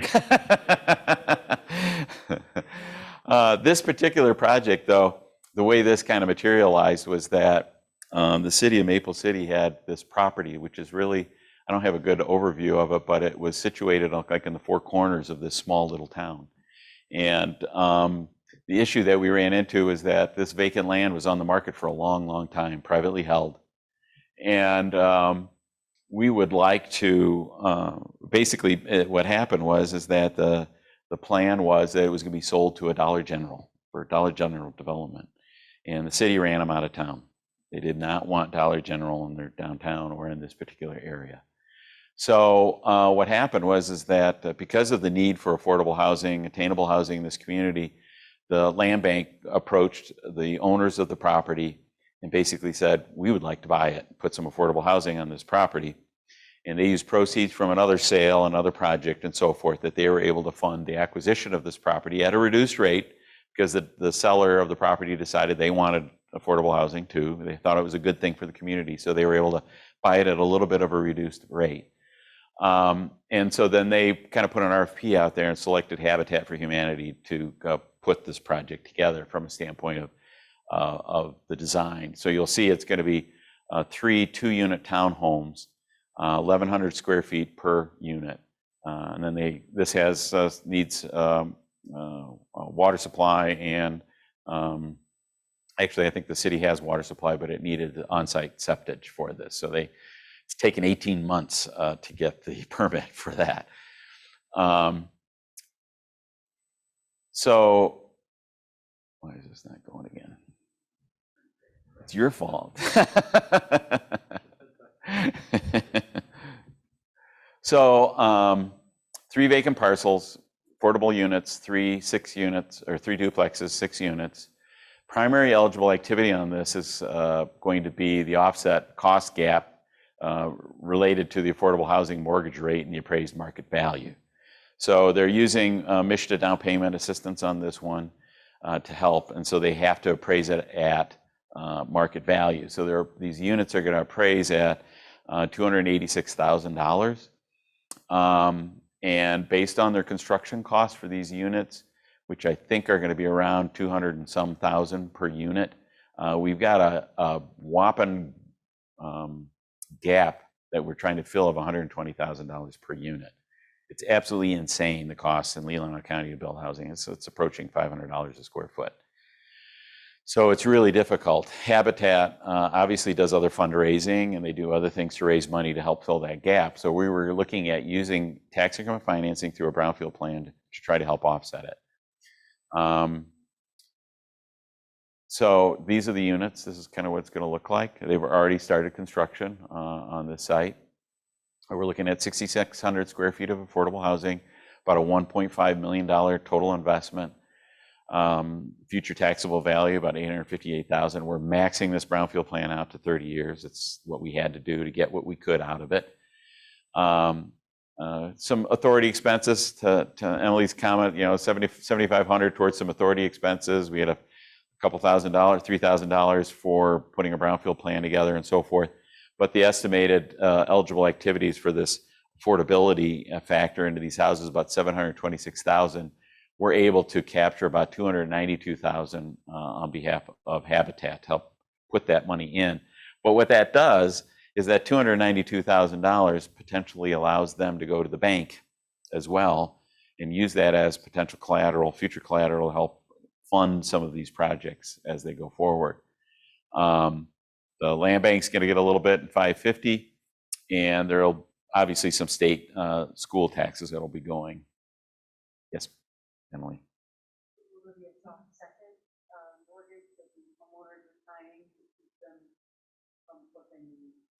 There will be a deed restriction on the property. I think forever, I believe. So challenges with local unit government. Like I said, this project is still underway. Part of the challenge here is when we presented it to the local township, the township was concerned that they were subsidizing the housing. And some of their big concerns really related to one individual on the township board basically said, I don't care. I'm absolutely 100% opposed to any government subsidy, period. So we've worked around and around and around to try to truly understand how we can work on this. And we're at a point now where we think as a compromise that we're going to do an 80-20 plan on that, which is going to reduce some of the costs back to the developer on that, from that perspective. But we're hopeful that we're going to do that. The interesting thing is you look at their millages for the fire and rescue program that they've got in their annual report and in their strategic plan. They're talking about how they need to hire more people because they can't support the services that are needed in that community. They're saying they can't, but they can't attract anybody because there's no housing.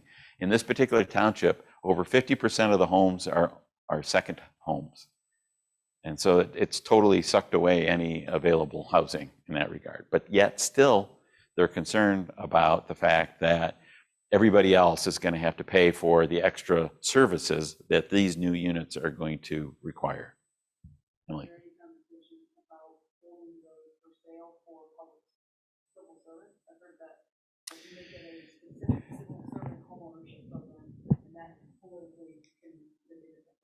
We talked about that a little bit. We're not there yet as to possibility, but that we talked a little bit about possibly doing that, and I think we'll see if that comes about.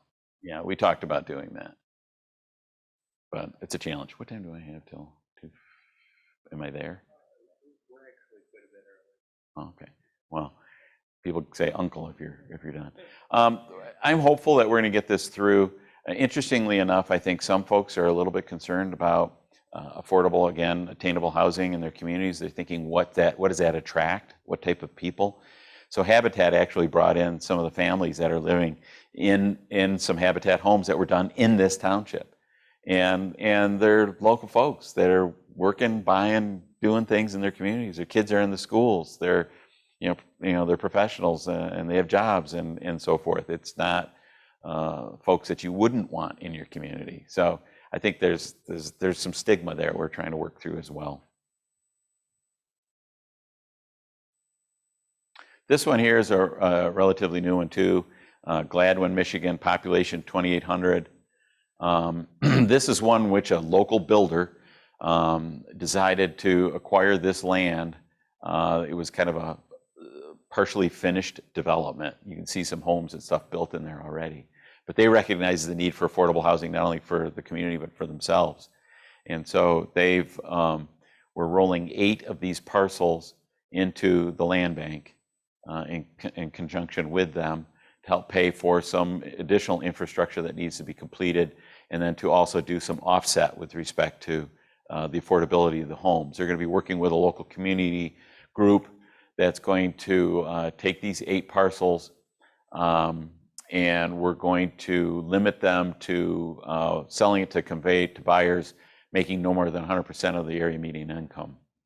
And so there's a public-private partnership with the different authorities that we've spoken to, and it's going to allow the developer to convey the homes at a discounted price.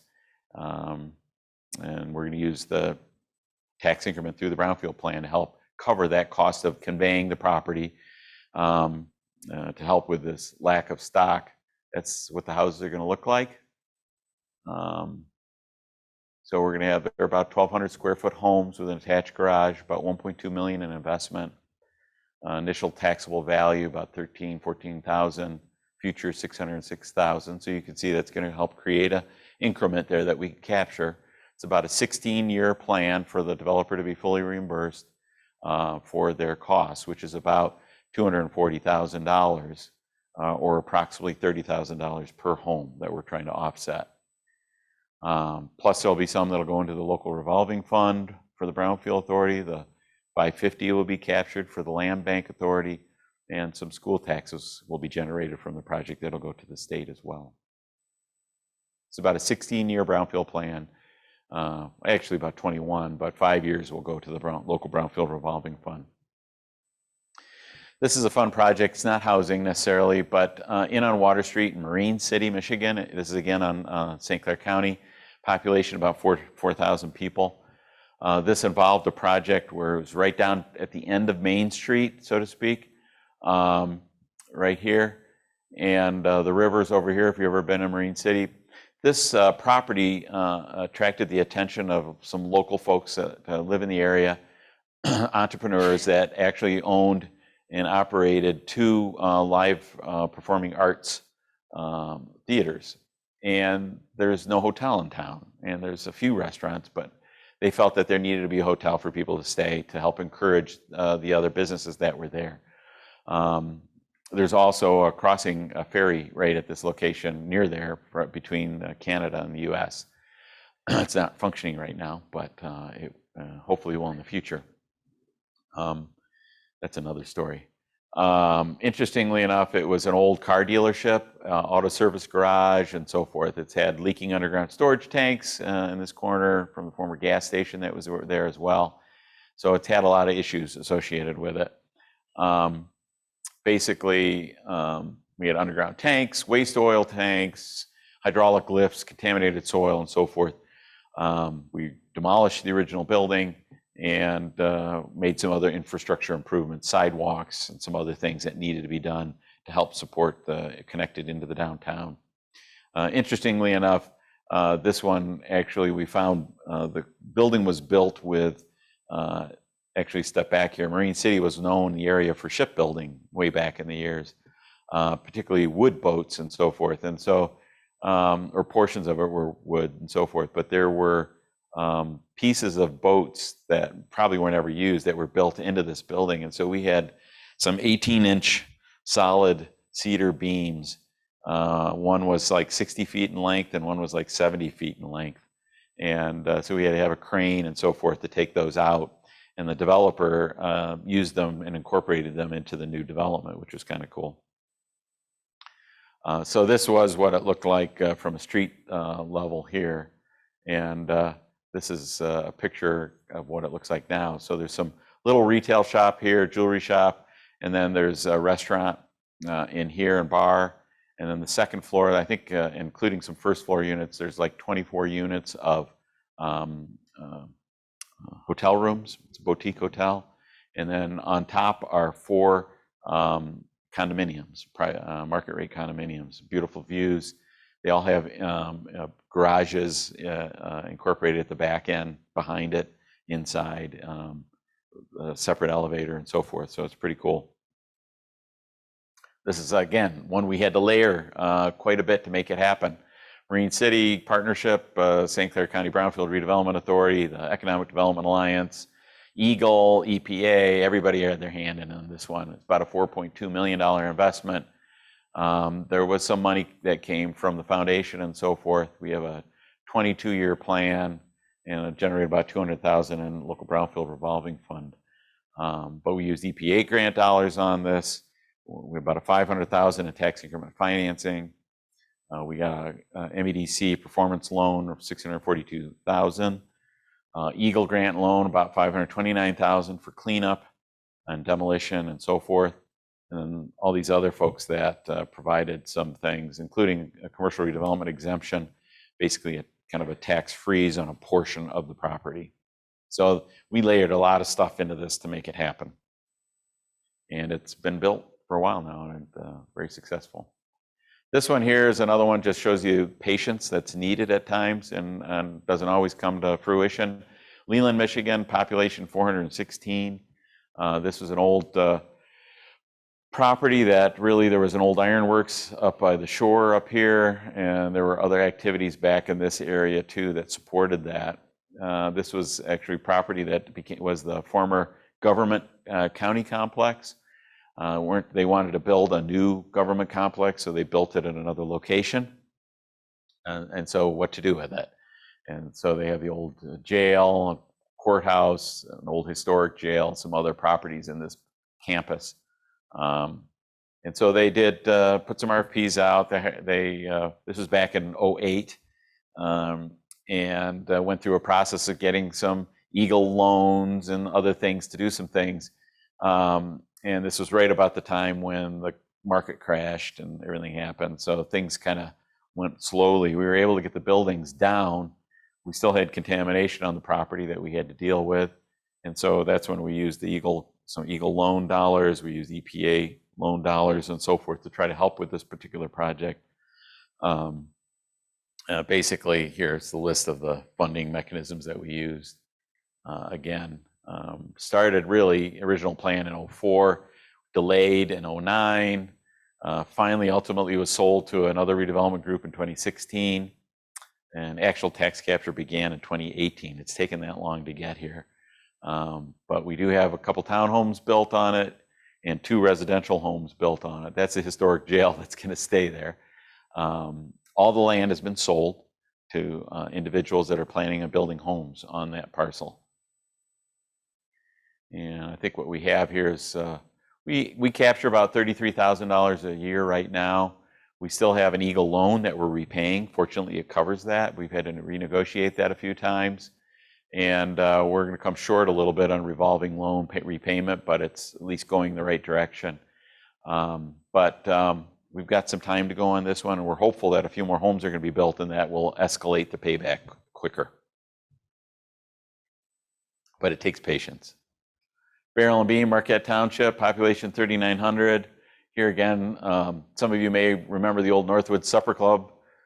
Closed in 07, remained vacant for quite a long time, was functionally obsolete. And then a local couple had an interest in it for a farmhouse barrel-aged beer brewery. They completed that 2018. We had some issues with some of the roof ceiling cave-in, water intrusion, and so forth that required some interior demolition, asbestos abatement, and so forth on this particular project.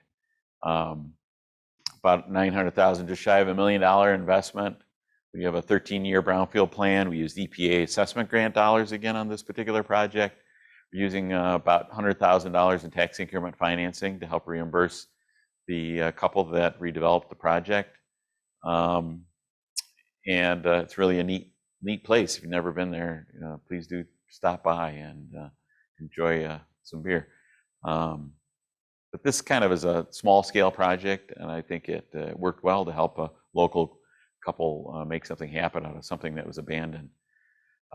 Truck maintenance facility in Three Rivers, again, population 7,600.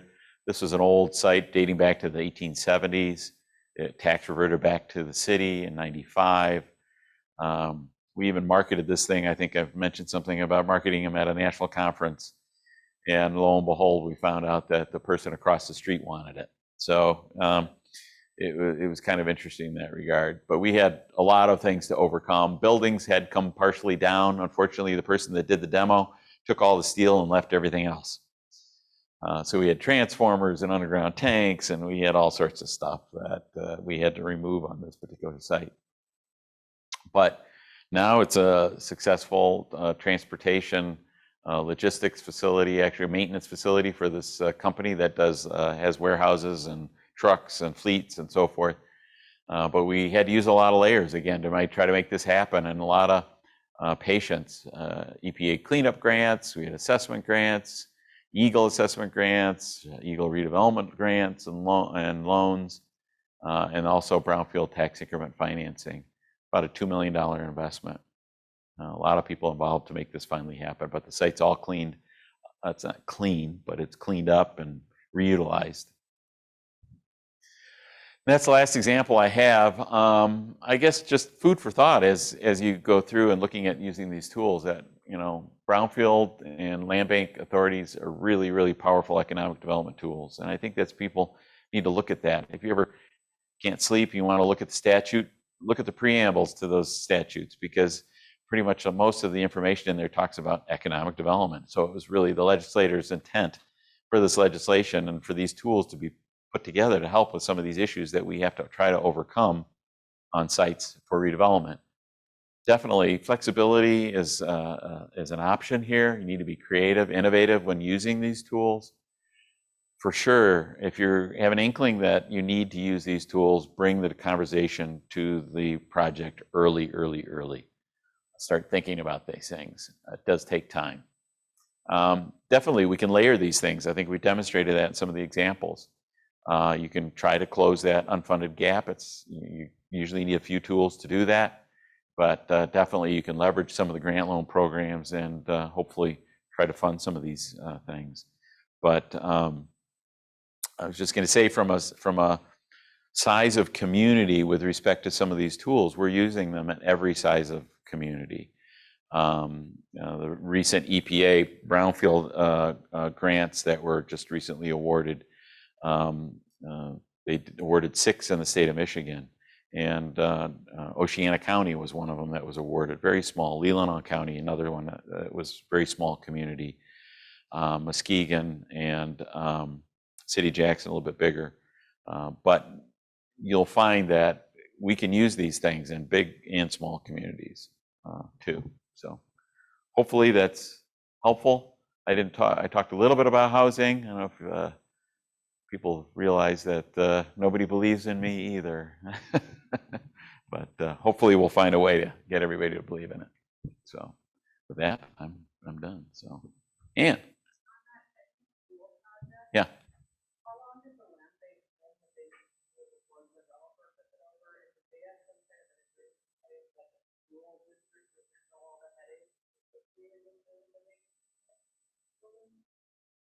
Well, the school held the school held the vacant one for quite a long time before we kind of came up with this idea how to put this together.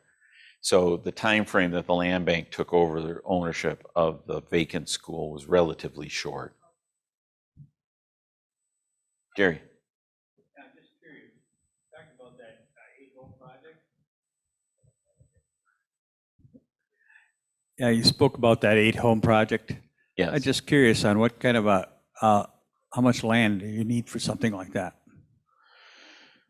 Approximately. Yeah, I mean, those lots aren't that big. So I mean, I would say, you know, for the overall footprint of those lots, I want to say it was maybe acre and a half. I mean, it wasn't that much. Really? Yeah. Okay. I mean, and that's a good question. That's a good point. I think maybe that you're getting at too is sometimes when we look at building smaller homes for affordable homes, your zoning doesn't allow it. You know, those are things that you got to look at. Right. Sometimes there's minimums. I've got some areas, but I'm not ready to talk about it yet, but I got some thoughts in my mind. Good. Good. Any other questions or?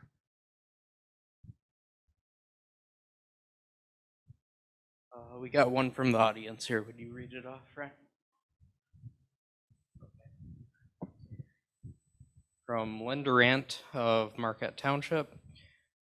Who would work for you, or who would you work for? Who would hire you? A municipality, Brownfield Authority, developer? You know, we work for all of those, to be perfectly honest with you. We sometimes are hired by developers who are interested in putting a project together and actually work directly for the developer to draft a brownfield plan or any of those types of things. But we also work quite closely too and are hired by brownfield redevelopment authorities or local communities to help put these things together. It all depends on who decides they want to pay or control that document and that information. Keep in mind that a brownfield plan that's drafted is not the developer's brownfield plan. It is the community's. It's the Brownfield Redevelopment Authority's brownfield plan. And so you need to make sure that it fits and meets the requirements that you need. Some sophisticated developers have consultants and people that they work with that are, you know, can come forward and put these things together. In some communities, particularly smaller communities that have smaller developers, may not have the resources or those abilities to do that. And those are the times typically that we're hired by the local municipality or the Brownfield Authority or someone to kind of help support that, both sides of the table there.